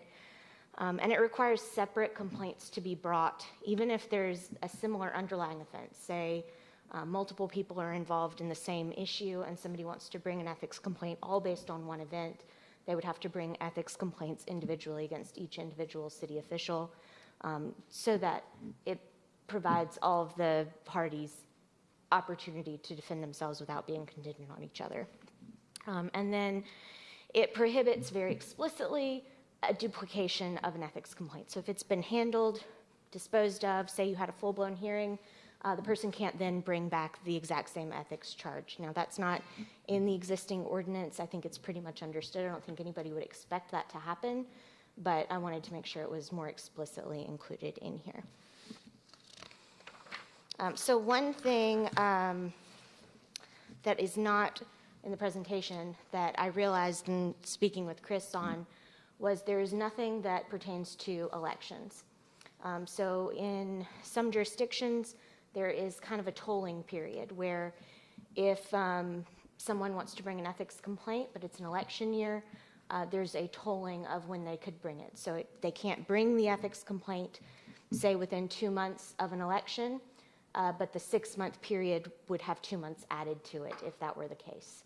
That prevents ethics complaints from being weaponized. So if there are political opponents that want to stir up a fuss because it's an election, they wouldn't be able to bring it right at an opportune time having to do with an election to hurt anyone, but it also doesn't deprive them of being able to bring an ethics complaint if they still want to. It extends the time frame for them to be able to do that, despite maybe the statute of limitations, as I'm calling it, having run otherwise. So that's not in the current draft. I could easily add that, and I would ask for y'all's direction on that when we get to the end of all of this, but that was just one thing that I haven't actually incorporated in the draft that I would ask you to consider. So some changes to the ethics panel composition. In talking with Chris, rather than just having 2 appointees per council member and then drawing the board, Chris had suggested following what the city of Milton does, and they have between 9 and 15 individuals appointed, but the qualifications are a little bit different. So the main difference here is that they have to be an attorney in good standing with 5 years of experience. So they can't be straight out of law school, and they have to have 3 years of experience in civil litigation. And the reason for that is because when you get to the actual public hearing portion of an ethics complaint, it's very much like a trial, very, very much like a trial. And so having a litigator who has experience in how that goes could be beneficial for keeping meetings moving smoothly. Those hearings run a little bit just more like an actual hearing to ensure due process is provided to both sides. The individuals, some of these qualifications are already in the ordinance. They can't have any conflict of interest or relationship with city business or officials, but one big distinction is that they don't reside in or maintain an office in the city of Alpharetta. So they wouldn't have any investment in the city as a resident or as a business. The thought being there, more impartiality. But again, you can change any of these qualifications or criteria. That's just kind of what I threw in there for now. And all of the other requirements are existing in the ordinance. So the process would change a little bit just to streamline everything. So the clerk, by ordinance, would have 5 business days upon receiving an ethics complaint to look at it and determine whether it meets the requirements for an ethics complaint. So the clerk would not be reviewing as to whether it's meritorious or whether it's, a good complaint, whether she thinks she agrees with it or anything along those lines. It would strictly be, was it signed and sworn under oath with the affidavit that's required? Does it allege something that is an actual violation under the Code of Ethics? Does it cite to the specific Code of Ethics required? Has it been filed within 6 months of the date that they said the alleged violation occurred? And so she's just checking boxes to make sure that it's been processed by the applicant correctly. And if it's not valid, if there's any deficiency, then the individual filing the ethics complaint would be notified in writing and would have an opportunity to cure. And otherwise, if they didn't fix it, if they didn't resubmit, it would be over and done with. But that would give the clerk the ability to basically gatekeep only from a procedural standpoint to make sure that before an ethics board is compiled, we know that we've got a valid complaint with no clear issues. After that, the clerk would forward a copy of the complaint to the charged official, who gets to provide a written response within 30 days. And the clerk, rather than the city council, would actually draw the names from the list maintained of the panel to actually compile that board. So we wouldn't have to have a special called meeting to meet the timeline that's set forth in the ordinance. As a safeguard to ensure transparency, however, the clerk drawing the names has to be witnessed and sworn to, basically to keep accountability for that transparency process rather than having it on the overhead during the middle of a meeting. And then the panel members have to sign an affidavit regarding their qualifications to serve on an ethics panel. That's already in the ordinance as it's existing. I just went ahead and kept that in there. So some additional flexibility is being provided rather than being based on the date that the application for the ethics violation is submitted. It's based on when the clerk determines that the ethics complaint is valid.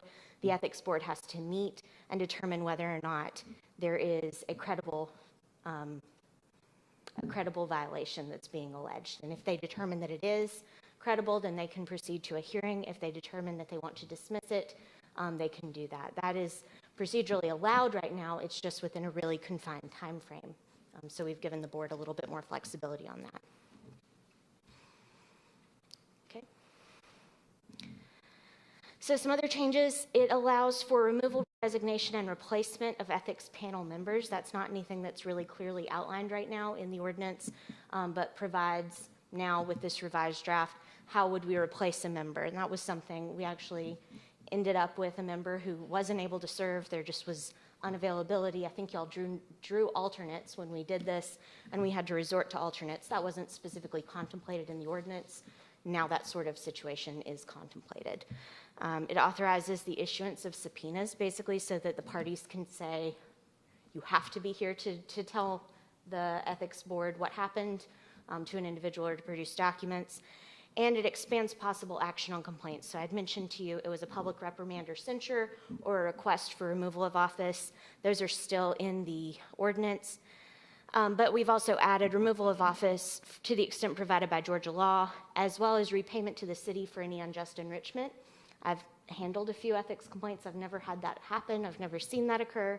But to the extent someone used the city to make money and there was unjust enrichment, if that were a finding of the ethics board, that could be something that they would require.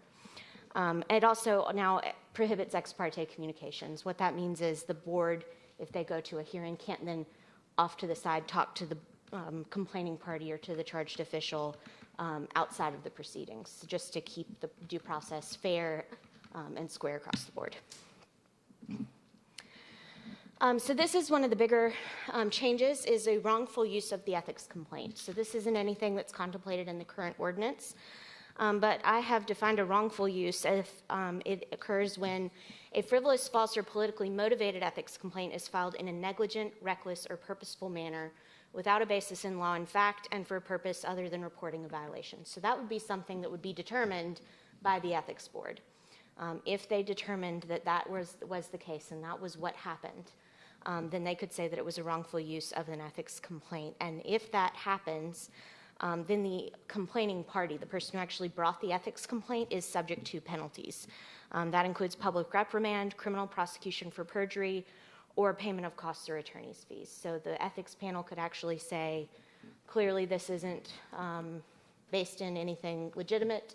If it proceeds far enough, so say the hearing has occurred and at the hearing it's very clear to the ethics panel that that's what's happened, then they can take action that way. That doesn't mean that just because an ethics complaint isn't deemed upheld, that there's no action taken against the charged official, that that's going to be the case. Somebody could bring an ethics complaint. It's brought in good faith. They reasonably believe the facts that they've alleged, but it's just not enough for the ethics board to impose any sanctions. That's fine. They wouldn't necessarily say that's a wrongful use of the article. This is just giving the ethics board the opportunity to keep people accountable if they think that somebody has crossed the line in using the ethics violations. So if a complaint is dismissed, then the charged official under this ordinance would be able to seek reimbursement from the city of attorney's fees for defending themselves. Right now it's at $5,000. This is not for the person who brought the ethics complaint to pay, though that is an option under the wrongful use of the article. This would be, say, a complaint was brought against you, you successfully defended yourself, there was no action taken against you, and the charges were dismissed, but you used an attorney to represent you, you could seek reimbursement of attorney's fees from the city itself. And you would have to submit an itemized documentation of the attorney's fees to the city administrator with a sworn statement verifying the fees that you've requested, but it would be capped. And we could change that amount depending on the city council's pleasure. I think that's it. That's it. So I know that's a lot to digest. I'm happy to talk about it. Take any changes before y'all want to move forward. I think Councilman Hypes had already requested. Go ahead. And Councilman Will then. I see a very onerous process in trying to find 9 to 15 attorneys with 5 years litigation experience that don't live in the city who are going to come over here and work for free. I think that's going to be extremely difficult to find. I would not think that's something we ought to do. That's my comment. I'm happy to address it. We can change whatever qualifications you want to if you think it would be too difficult. That's actually cut and paste out of Milton's ordinance, which they do have that. It wasn't difficult to find people willing to serve, but certainly open to that feedback. And that's one of the, let me touch on that just for a second, because that's one of the most significant, I think, proposed changes that we came up with was to present to you all was the composition of the board. The reason and the background behind that is because when we got to the point of actually having a hearing in this case and had people that weren't familiar with the hearing process or what was appropriate at a hearing, what types of questions to ask, even frankly the question that the city attorney had to respond to about, well, I can't find a date on my calendar to make this work, can I change my vote? That's doesn't work when we have these types of quasi-judicial things. So the thought was, and that was why I directed our first, presentation of this to come up with a different composition of the board, is because it did work, it has worked, and it did eliminate some of that non-use to that environment, if it was ever needed. You had people that were used to that, as Molly said, used to that hearing component, and it became a much more professional setting, just because you had people that were used to being there. So that was why that was the first proposal. Certainly open to feedback. If you all want to leave it as it is, that's fine, but I have seen what is presented. I have seen it work with success. Mr. Mayor, can I believe the Councilman Bonner. the commissioner that said that was a lawyer. He's right. Maybe not with a civil experience. Out of the ordinary, I would say. But as for the attorney qualifications, I think Chris has addressed that. It doesn't necessarily have to be an all or nothing approach either. If you want them to be able to have a residence or an office in Alpharetta, that would certainly broaden the pool of people who might be interested. I've not ever experienced not having enough people, but you could even include that, or and say that they can conduct business in Alpharetta. It's just that they can't have an office Just in Alpharetta. wondering why an attorney that doesn't live in Alpharetta would want to do that. I mean, what is the benefit? Well, many attorneys, myself included, are very invested in Alpharetta without actually living here or having an office here. I have neither. I live and have an office in Forsyth County. So there are those who would be invested and would be willing to serve who don't live or have an office here. They couldn't conduct business here without having an Say office. if we could pull it off, it sounds good. I just think that'd be extremely hard to find, but what do I know? Councilman Hypes. To start off where Councilman Will left off, I like the idea of an attorney deciding the case. I had heard feedback informally from the panel of the one exercise that we went through, that people were needing guidance and they weren't sure how to respond. And I can speak to the fact that if you go into a quasi or an actual legal setting, and if you can get away with hearsay, you're going to get away with you're going to get away with as much as you can get away with if you're an attorney representing somebody. If there's an attorney who is deciding the case, that will be put in check. If it's a layperson, they won't know what's happening to them, and it can distort the process. And if it ever does get to a hearing, regardless of what the charge or who the person is, it's an important matter, and I think we need to make sure the process goes properly. So I would say that 9 to 15 seems like a large pool. I've highlighted in my notes here that I think a panel of 5 is actually a large panel. Our Court of Appeals decides cases every day, all year long, with a 3-judge panel. And a 5-judge panel just seems like excess to me. So if you had a 3-judge panel, you might be able to get away with a smaller pool, alleviating some concerns about how do we get 9 to 15 people. Just a thought. Starting with your first slide, 6 months from a violation seems like an appropriate amount of time to me. When you get into the discovery rule of when something should have been discovered, that's a slippery slope. It can be very self-serving, and it can also there's no outside application to. It could be 3 years after an allegation where somebody says, well, I just now discovered this. In the meantime, the ability of somebody to defend themselves has eroded because of that 3 years. So something needs to be done with what we would call the discovery rule for this statute of limitations, because it's open-ended and it's very it can be very self-serving. That's a very good point, and I think there's actually language in the open meetings law that's very similar that I can borrow from to address that. So when there's a violation under the Open Meetings Act, you have to bring it within a certain period of time or from when you knew or should have known, but there's a dead stop. And so we could make the dead stop at 1 year, so within 6 months or in no case later than 1 year. Whatever that amount of time is, I would like council to consider that as being part of it. I'm going to get off my script here. You mentioned open records. At what point in this process does a complaint become a public record? I think immediately. As far as my interpretation under open records, a complaint that's filed by a member of the public against an official is going to be a public record the moment that it's submitted and received by the city. There would be maybe some possible exemptions and redactions that we would apply, which we did in this most recent case, but the actual complaint itself would never be fully privileged.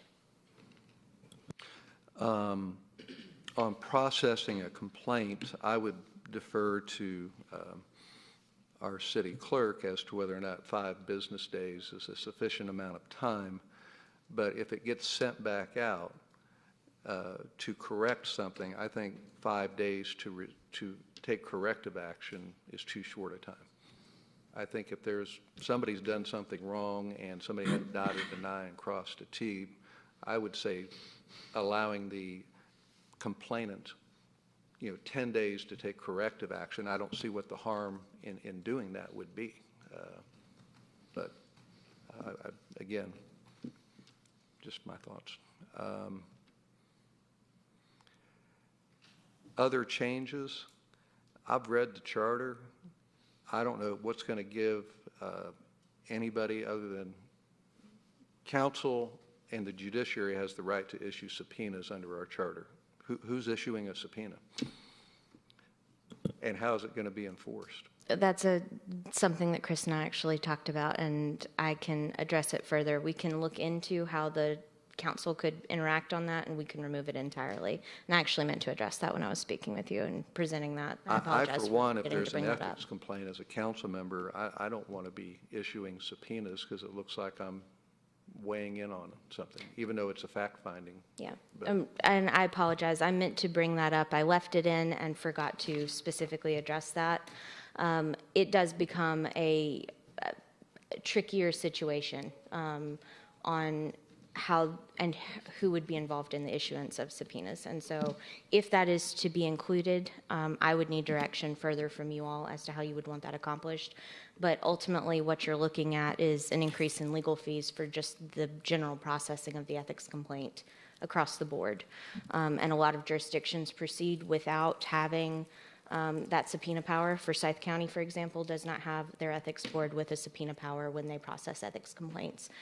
It's something that comes up pretty routinely by both sides whenever they have one, and there's not authority in theirs, and so they proceed without one, and it still allows the parties to move along without that. So if you tell us under our charter we can delegate subpoena power to somebody other than council and or the judge, then I didn't see it in our charter. Okay. And then the last comment I think I have on this is under the wrongful use. It's false, it's frivolous, false, or politically motivated. And then we have a definition in the second bullet point of frivolous. Who determines if something is politically motivated? That would be something the ethics board would have to determine based on having the hearing. So this would be after a hearing. If they made that finding, that would be a finding made by the ethics board. That's not something that legal would be involved in or the city clerk. On the second bullet point, I'm somewhat critical of that bullet point. If the criteria to make something not frivolous is if I, as a complainant, reasonably believe something exists, you can't prove that I don't reasonably believe something.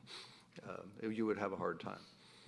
And then the second part is, and one or the other being acts on the advice of counsel. That's, hire a lawyer and say, a lawyer told me I should file this, and I'm safe to file it. It's not frivolous. You know, that if you want to put something that's frivolous in here, make it a criteria where we can evaluate something without giving everybody an easy out. That's an easy out. That's my input. Thank you, sir. Any other questions from council? I didn't see who had their finger up first. Councilman Dorito? Thank you, Mayor.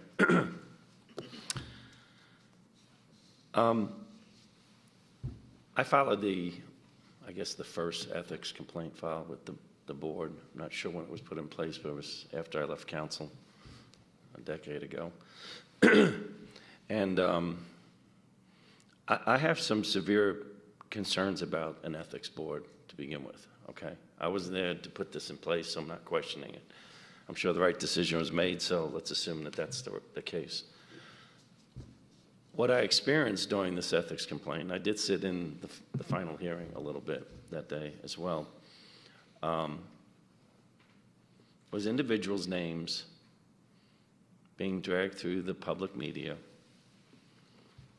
And my personal opinion, I don't care if it's frivolous, false, politically motivated, if it's legit, a lot of cases, just the innuendo or the charge of an ethics violation in the public square could destroy an individual. When I was on council, again, almost 11 years ago now, when I left, I had an ethics complaint filed against me by a former city council person.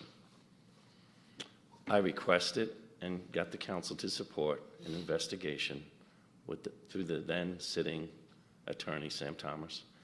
And he went through a whole investigation, questioning all that stuff. Had to do with the Alpharetta's Convention and Visitors Bureau support of Alpharetta High School's, what they call the Ratatron, and using some hotel motel dollars to pay for that. In return, they would get advertising at the football field. And that was interpreted by this individual against me as some sort of quid pro quo because the involvement with the city claimed I was in the meetings. I was in the meetings. But make a long story short, let's just say it got resolved and I was cleared, okay? I went through hell. My family went through hell for a good month and a half, maybe 2 months. Found out to be basically a frivolous charge.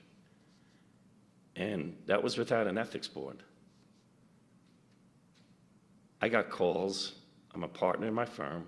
I got calls from our head legal counsel who was monitoring this in the papers, questioning what was going on.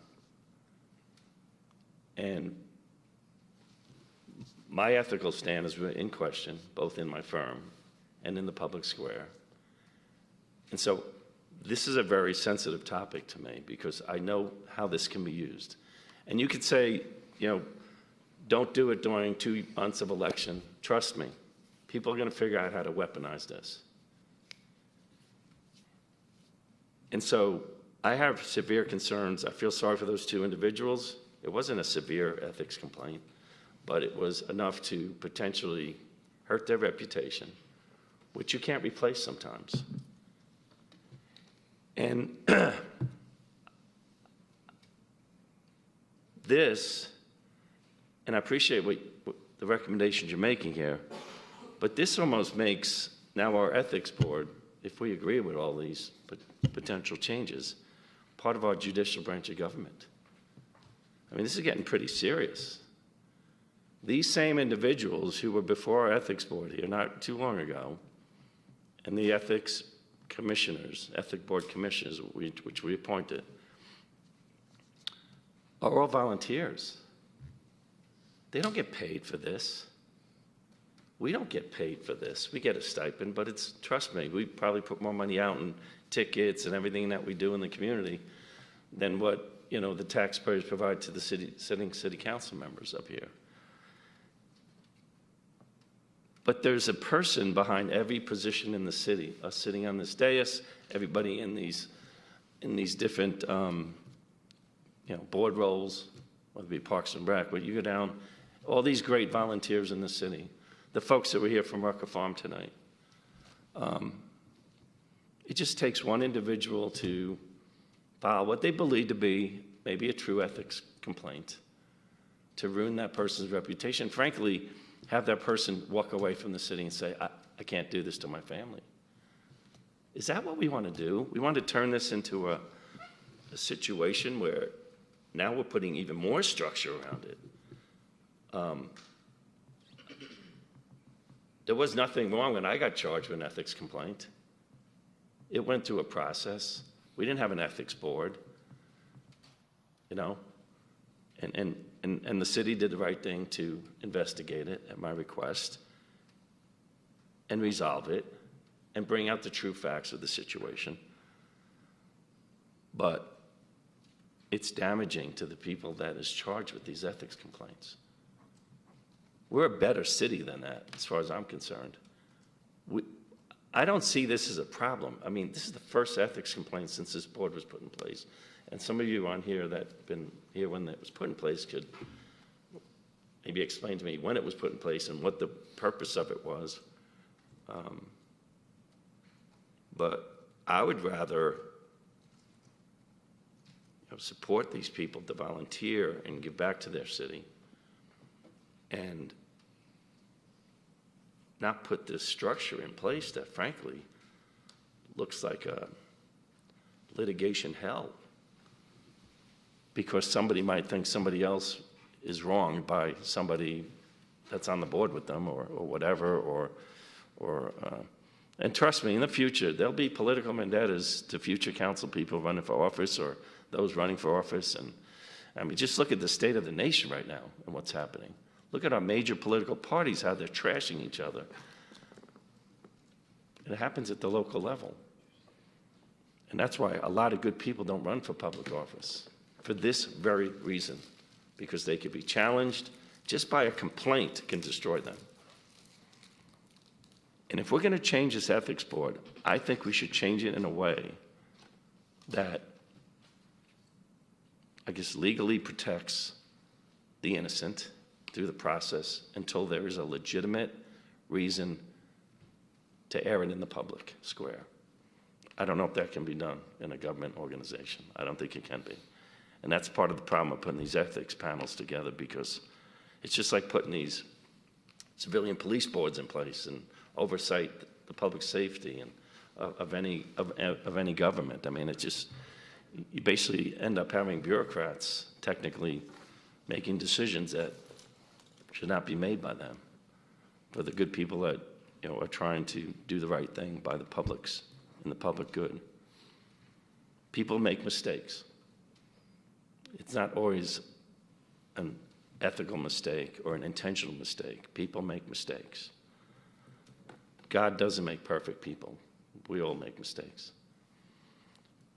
And so I would question everyone on this dais, do we have an ethical problem in the city? I say no. And if we do have it, it's going to be very rare. And if it's rare, it's probably going to be a legitimate complaint then, or it's going to be a complaint that our city attorney can handle, if determined by council to do that, if it's concerning enough to do that. And I would think that there's, I don't know the answer to this, and maybe, Molly, you could tell us this. Is there state laws that also govern ethics on elected officials, and is that not sufficient? Whether it's sufficient is a policy consideration for the board, but there are code of ethics for elected officials under state law, yes. But not for boards? Unless it's state. Right. Like so Parks and Rec Board is. The process would not be what it is in the ordinance, no. It wouldn't be likely. I don't think I've ever seen I just throw it out there. I mean, if we got to do an ethics board, I personally would just leave it the way it is, but that's my personal opinion. Thank you. Mayor Pro Tem Merkel, and then Councilman Binder, Councilman Mitchell. I appreciate the words of my fellow council members. Yes, there was a ethics program, if you will, put together by council a couple years ago, which is the format we saw take place last month. I also was here. I think Councilman Dorito and I were the only ones that were here. Maybe some watched online. I sat back there as well, and I cringed at the questions that were being asked by the panel, not because of any fault of their own, but as was mentioned, maybe they didn't have enough guidance. I'm not even sure with enough guidance they had enough experience. And I just kept thinking, what if that was me up here? I wouldn't serve in office if that panel that was up there, and I know some of them, I think the world of some of them, that's not the way to do it.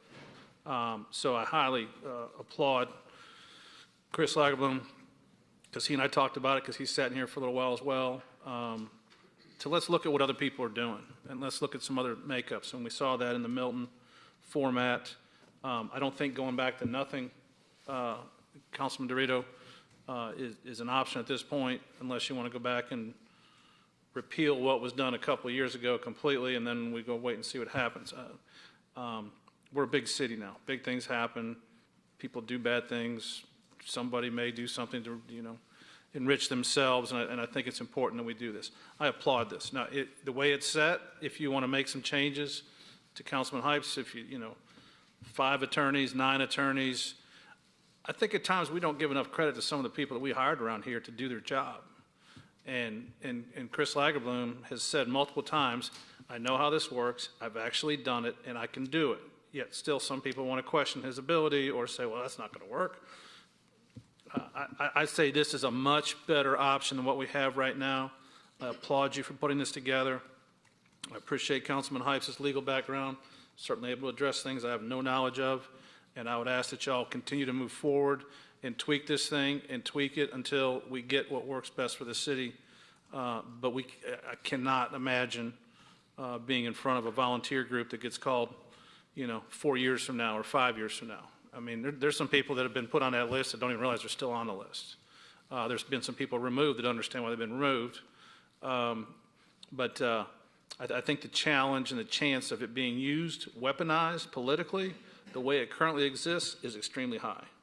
And for that reason, I applaud what's going on here, and I would like to see this move forward in this format with the adjustments that have been mentioned by the people that have knowledge of how it works. Thank you. Councilman Binder. No, I definitely think a lot of the recommendations is a step in the right direction. A few years back, I think the council was the board, which didn't make a lot of sense at the time. So I'm glad to see that this has evolved. The qualifications for the panel, I can understand either way of having residents versus non-residents, and I don't know if I really have an opinion on either one, because I think both have their merits. I looked at the GMA recommendations, and all of them were residents in there. I don't think I see any that, for the GMA recommendations, they gave like 4 alternatives. None of them were lawyers only. One I did saw that was interesting was having the city judge be the panel on its own. So, and I do understand there might be some, there would be good to have somebody in the room leading the questioning that has background in the law, but something like our courts, we have a judge, and then we also have a jury that doesn't have to be all lawyers. So I guess my issue is just saying, well, just have only attorneys, which I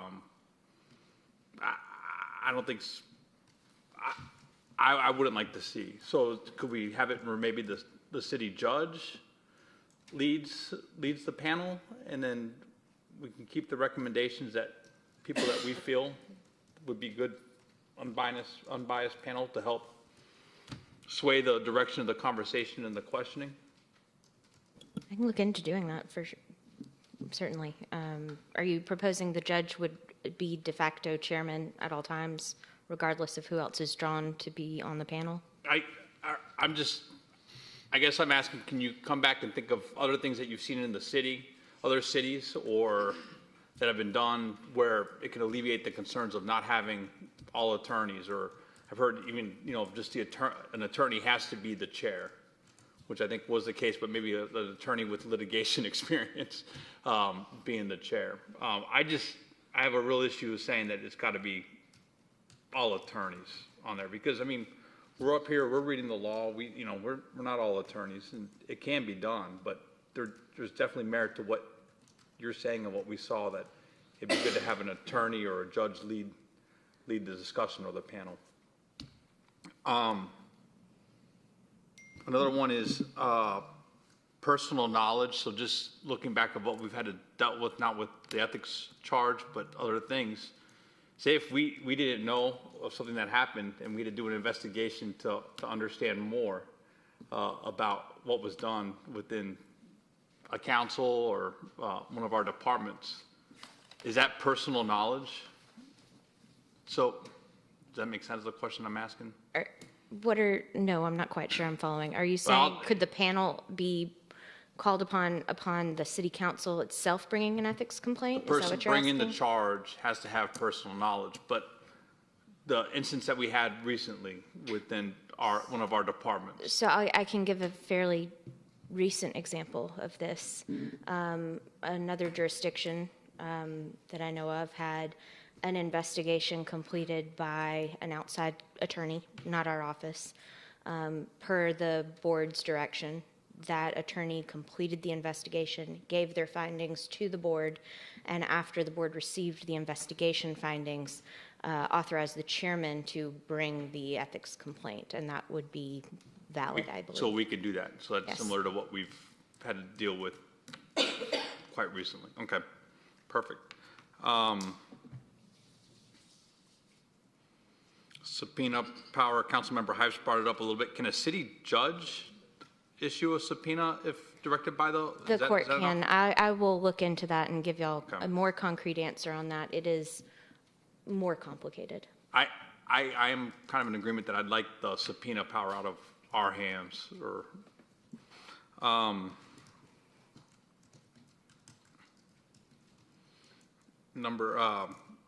qualifications for the ethics panel regardless. I like these qualifications that you've added in there as far as relationships with the city. Should the potential, or one of the panel members, it says has no business or contractual relationship with the city. I'd like to probably expand that too, no contractual or business relationship with officials or employees. Any officials or employees? I think so. I mean, it goes beyond, like, especially at the ones that they're judging against. It's important that there is no, kind of similar to the fund rate, no campaign contributions. I think it should be similar. No business relationships. Definitely with the city council members. Okay. So, but if judges or other commissioners are involved, then that should be the same thing too. No business relationships. Maybe it's something it's vetted as a pre-qualification before we select the final panel. Mm-hmm. I could see, the only reason I hesitated on that is if you say no contractual or business relationship of any kind with any city employee or city official, I could see that significantly narrowing your pool. Yep. Without necessarily introducing a conflict of interest, particularly when there's going to be a conflict of interest check for every individual board appointed. Yep. I think you could absolutely do it, but at that point, I would consider coming up with another way to broaden the pool. Well, in that instance where you're just having it for the contributions for city council members, I would just probably add business relationships. Okay. Because I think that is kind of an underlying concern. On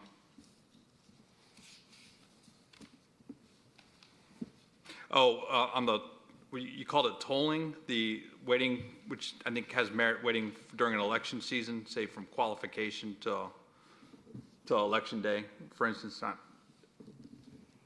So what would happen if the official's not elected or re-elected? So that happened, it's done. Say the person that was going to have an ethics complaint filed against them, they're not in office. Therefore they would not have, would that kill the ethics complaint? That would be up to you. We could keep it in, say they're not reelected. You could still have it to where it was brought against them at the time because it was an action that they did at the time that they were an elected official. Or you could remove it altogether and say that, you know, if they're not reelected, then there can be no ethics complaint. That would be up to you. But as you know, you could leave office and still be sued for something that you did while you were on city council. So that's just a question of how you want to handle it if we add that tolling period in. Okay. No, I think a lot of it's good, just questions I had. The one I do have trouble with is just the lawyers only, but I do think having it led by a lawyer would make sense. So how we can get that, I would appreciate. Councilman Mitchell. Thank you. I'll try and make it brief. I agree wholeheartedly with Councilman Dorito's concerns, and I echo so much of what you just said. These are volunteers who are serving on our boards. I don't want to turn it into a bigger circus than it has to be. When we wrote the ethics, when we put that into it was never conceived in such a way as to be something where you had to hire an attorney, you had to go through all this process, and you had to meet with attorneys so you can volunteer and serve on a city commission. I think we're forgetting the real fact that we can, every one of us can, if somebody says something and it's brought to our attention, all we have to do is take them off of the board or commission. And I've done that before when somebody said, hey, somebody's having a problem with the law. I didn't make a big deal out of it. There wasn't an ethics commission at the time. I just took them off of the commission and I reappointed it to someone else. I think we're getting really deep into the details when we talk about paying somebody back for their attorney fees. It should be a pleasure to serve the city that you love. And I don't know, it's just going too far for me. I would like to strike the qualification of an attorney in good standing, and the second one, that at least 5 years experience. We as citizens, we can serve on a jury at any time, and they explain the process of a jury. They explain everything we need. So maybe we need a simple booklet that would explain what a hearing's all about and how to go about that. I like Jason's idea of having the judge serve as the de facto chairman of whatever committee. I also like the idea, instead of coming and having to draw names from our group, just go with the folks who have been the longest 5 serving members on the ethics board, or maybe some other qualification, so that the staff can choose those members based on their standing on the commission.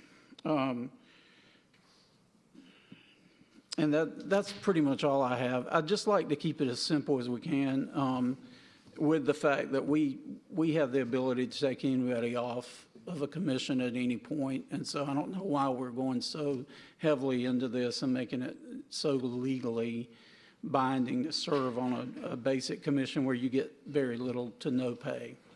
Thank you. Councilman Well. So I guess, and Councilman Hipes brought this up, we couldn't have our own judge lead the commission because we hired him. If it was an ethics complaint against us, it would be a problem. But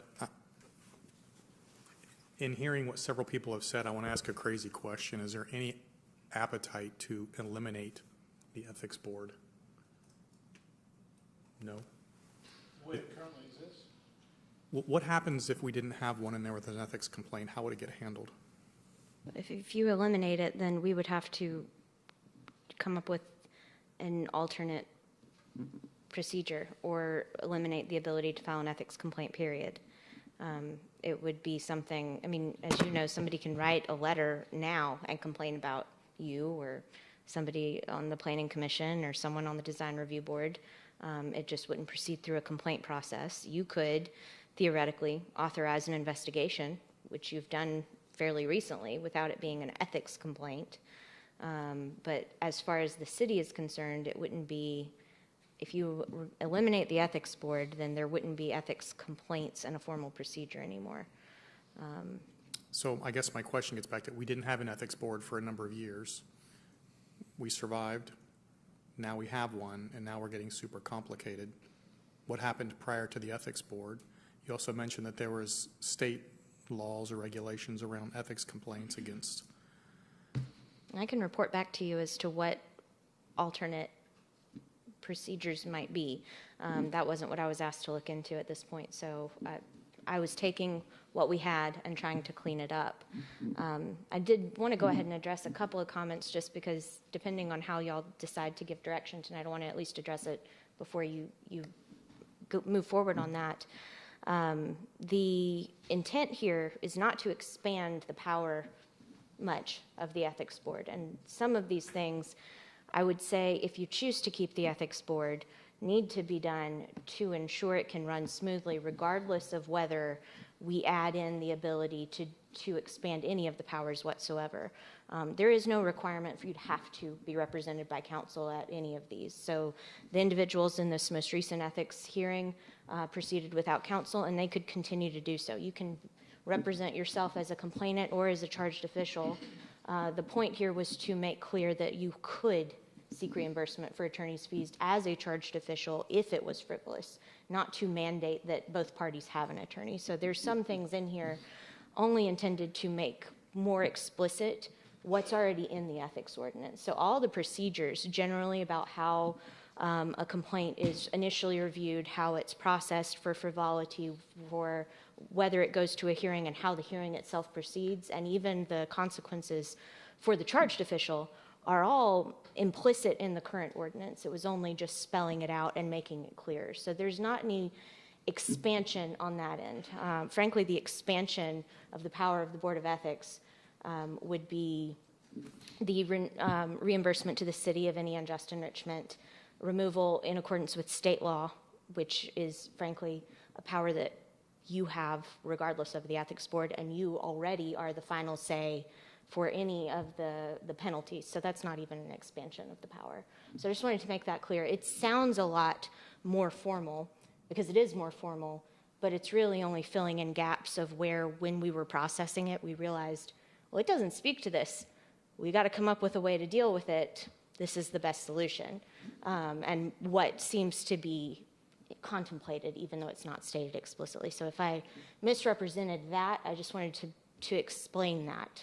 A lot of these changes aren't substantive modifications. They're just saying what's implicit in the ordinance already. So if there are big policy changes, that's something that we'll need to address in the ordinance one way or another. At what point does, let's say somebody writes a complaint, says, hey, I have a complaint against this official. At what point in the process does that have to become public in nature? The letter that was written to complain, we've vetted it out and determined that there's actually a potential complaint to be made. At what point does it have to become public? It is public the moment it's received by the city.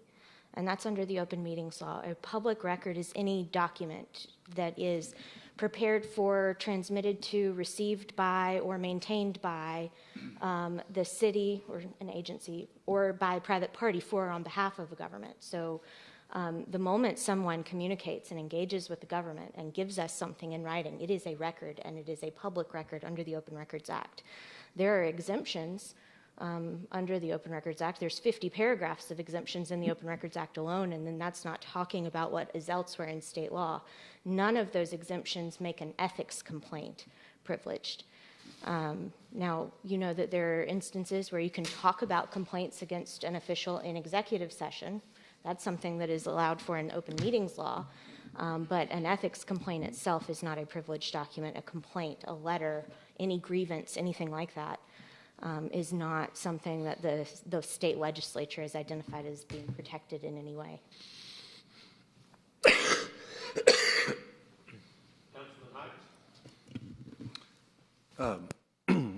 What I like about the revision here is that while it's a public record, it's not in a public forum. Unlike drawing names where we all had to come in here at lunch, we put it out in a public forum and you can't unring the bell. Right. There's all kinds of things that get filed that are public records, but unless somebody sits up here and talks about it, it's just lying on somebody's desk. That's right. And so this procedure does a far better job of keeping it out of a public forum until there's some sort of cause for it. Sort of playing off Councilman Binder and my fellow councilman over here to my left, I don't think we can use our own city judge in any shape or form sitting on an ethics panel. However, I don't see what would prevent us from approaching a neighboring jurisdiction's judge for them to sit on a panel as part of our procedure. For example, Judge Hansford, extremely well-respected judge, right next door. We don't hire him, we don't fire him. I take a little bit of issue with Councilman Mitchell's statement about, sitting on a jury. A jury does have a judge in the room guiding them, instructing them, giving them some sort of structure. Our panel as existing has no structure. They're the fact finder and decision maker. And they really, it's a little bit, doesn't have any structure. If we did have a neighboring judge, they could provide structure for a couple of other 2, 3, whatever size panel you decide of citizens, but there'd be some structure there. So I just wanted to throw out a third rail, kind of combining what others said. We'll do a little group think here, try to come up with a good solution. And if that's viable, it does away with the cumbersome, how many judges or how many lawyers can we go out and find and have an only lawyers serve. But I think structure is needed on the panel with somebody knowledgeable about those matters. So, thank you. That's what I want to say. Any other questions or comments? Great thing about waiting to speak last is that I get to listen to all the great ideas y'all have got, because quite frankly, I had not thought outside the box and looked at this as an opportunity to review what we're doing. Not just how we could do this better, but do we need to do it this way? And that came up from several different council members. So I would encourage, regardless of what we want to do, let's take this as an opportunity. I mean, this was passed when I wasn't on council, so I wasn't really involved in the creating of it. But I think there's wisdom in having a process, and I think we could brainstorm, and we don't want to spend a lot of time thinking about what we want to do, but I think sometime, since I really had not considered that, I'm pretty comfortable with the process that was brought forward. I understand not wanting all attorneys, but when I look at the stakes, especially for the people on this dais, I'd want attorneys making those judgments. And it doesn't have to be any attorneys I know. Going back to, I actually had thought of something that Councilman Heights brought up, but he beat me to the punch, is I've served on juries. And the reason juries of lay people are effective is because a judge determines what they see and what they hear, and they instruct them on what can be considered and what cannot be considered. And we don't have that capability of creating that structure. Even if you have a judge there, they don't have the ability to, I wouldn't think, to decide what evidence could be presented by the... You would have to, and there are currently no evidentiary rules in the ethics ordinance. It's pretty much whatever they want you to consider as the ethics board gets to determine to what extent they weigh that. That's pretty common in ethics ordinances, and frankly in lots of quasi-judicial hearings, whether it's before city councils, boards of commissions, or what have you. And so unless you were going to outline those things specifically and actually have someone serving more as an actual judge to determine what evidence gets admitted, yeah, you're right. So, that's just my personal opinion, is I trust lay people if they are instructed about the law. But in this environment, there's no structure. And I would trust strangers who have a legal background in a trial setting to be more objective at that point. So that's just my personal opinion.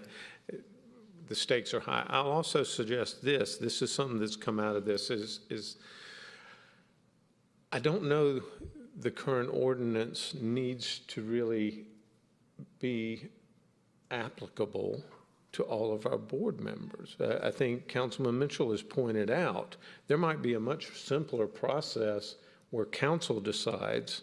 Typically, we appoint either as a group or individually, and so we might want to have a process where a certain number of council in the majority could decide to remove somebody in a board if it were ever necessary. I'm just thinking, I understand we have a fiduciary responsibility, and we are responsible to everybody in this city. I don't mind being held to a higher standard, and if we need a process like this that would apply to us with the right setups and the right, guardrails to make sure it isn't used to attack any more than it could be. We know it can be one way or another. But I mean, I'm willing to set up a process this formal for us, because I think we have to be held to that kind of standard.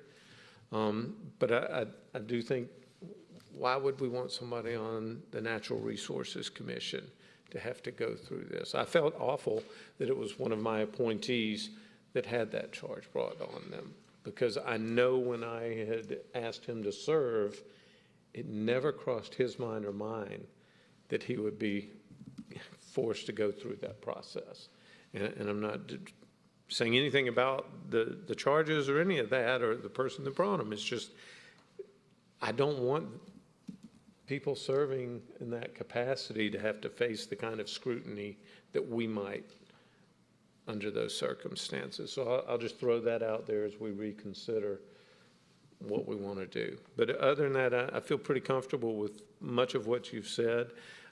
I do feel, I think the stakes could be huge, even for a commissioner, and that way I would feel better with somebody with a legal background to kind of sort through what was factual and what wasn't. So if I can address part of that. You can. You can certainly change how the ethics ordinance and how the panel would affect various boards and authorities. Some ordinances apply to both, the council, the boards and appointees, as well as employees. Alpharetta's doesn't apply to employees. You could remove the board appointees if you wanted. But one caution that I wanted to point out is that depending on the term outlined in the charter and in the enabling resolution ordinance, what have you, for the various boards and commissions that you have, the individuals appointed may have property interests, that's what it's considered, in their position, and can't just be removed without cause. Now, what you're talking about is definitely for cause, but what that means is that they would have the right to due process in certain situations. I think I can give you more information on that, but essentially you would, and it depends on what it is, but there may be, some other procedure that would have to be followed other than just removing certain members. And I would have to look at the individual boards, the individual terms, and what the basis for the removal would be before I could opine Right, on and I those. could certainly see how that applies to the state chartered boards, which are the Rec Commission and the Development Authority. I'm not familiar with any other. Code state- enforcement is state-enabled, Is it? and recreation. So it would just depend on what we were talking about specifically. I just didn't want that to go unaddressed. Code enforcement is? Code enforcement is. The code enforcement board's from state law, yes. Yeah, it's. I mean, is it chartered? The board itself it's created pursuant to statute, yes, Right, in that and- situation. But it's not local legislation, if that's what you're asking from the And state there's legislature. criteria, just like with the development authority, state law basically says once they're appointed, you can't remove them unless they violate a law, right? Code enforcement board has some similar language. It's not identical, but it's more specific on grounds for removal or penalties. Okay. against members. Well, we don't have to figure out all the details. I was just throwing out that as an option if we wanted to have a separate process for volunteer commission members. And I'm certainly mindful, and that was something that when we started looking at this for even processing the complaint initially that we received, as well as when Chris and I started talking about proceeding with the revisions, is it has the ability to be very damaging. And so I was trying to strike a balance between protecting the officials that could be charged with the citizens who may be bringing valid complaints. So it is kind of, as Councilmember Hype said, trying to take it out of the public forum as well as we can when we're bound otherwise by state law as to what records are public. We can't make the documents privileged when state law won't let us. That's not something that I can write into the ordinance. So I'm very mindful of that. That was why I was trying to add in the frivolity claims, which I'll look into a little bit more as far as defining that in a more concrete way to get y'all comfortable with it if that's how you choose to proceed. But it is, I'm fully aware how difficult this is to try and implement while making sure that you're maintaining transparency and accountability without allowing it to be weaponized. So I'm open to whatever suggestions and direction the council wants to give. Chris, do you think you have enough direction to maybe? I do think I have enough, and I've taken enough notes to take it to the next step. I think, we could sit here and now go one-to-one again, and I could ask and try to get key points on topics, but I think I've taken good enough notes, and I think I have a general sense as to where the council is. Let us take that back if you all are okay with it. Molly and I will bring back in a workshop format again, another discussion, and then we'll see if we've hit the nail on most of the heads, and if we have, then we'll take direction at that point to move something forward. I get the general sense, and maybe I'll summarize by saying I don't get the sense that the ordinance is the will of the council to repeal the ordinance. I don't get that sense. And I also get the sense that the council is generally supportive of tightening these things up without expanding the control or impact of the ethics board, and that there should be some, if not all, legal, at least background and experience of those that are selected for the panel. And beyond that, I've got some other notes, but those are some of the key takeaways that I think you all are have formed some consensus around. Sounds good. If you can work on what you got out of this, and then we'll take another swing at it, and hopefully we'll be able to refine it. Thank you. So that'll wrap up the discussion about the ethics ordinance amendments. That was a workshop item. There'll be no vote. But now you have an opportunity for public comment. So if there's anyone here that would like to come forward, Ms. Shapiro, do we have any public comment cards? We do not, Mr. Mayor. However, now's your chance. Seeing none, close public comment. Any reports? Councilman Hype's had his hand up first. I'll work my way. Yes, I have a report. This Friday at 6:30, we will light our Christmas tree out on the town green. We have a festival atmosphere planned for the evening, and should be a lot of fun. Hopefully we'll have a big crowd, perfect weather to light that beautiful tree that's really just a great addition to our downtown. So, and then the following day, on Saturday, December 3rd, there's a holiday market that will be over at the Alpharetta Community Center. And our community center is really becoming an integral part of downtown. Great parking over there, and a great place to set up to look at what local artists are doing for a holiday market. So put that on your calendar for this Saturday. Councilman Will, I believe you were next. Yeah, I just wanted to read into the record. I know we had a 911 officer here tonight that got her 25-year service award, and I don't know that if everybody knows about something else that happened right before Thanksgiving. We had a communications officer, Karen Walker, who was working 911 that night, received a call from a female about a male who had overdosed, and no heartbeat, was not breathing. Basically, he was dead. She didn't know what to do. Officer Walker began to coach her on how to perform CPR on the male, and achieved resuscitation prior to EMS getting there. So she saved a life that night through coaching, and Officer Karen Walker walked her through it. So I just wanted to recognize her. She did get a service award from Public Safety, but just wanted to read that into the record for her. Thank you very much. They are heroes. Councilman Mitchell. I would like to, Mike Fowler, my appointment to the Board of Zoning Appeals, a great guy. He loves the city. He's asked to step down for various reasons, and I just want to thank him for his service on the Board of Zoning Appeals. And I'd like to appoint Daraji Teshow, who prefers, thankfully, to go by DJ. And he's another person who loves our city.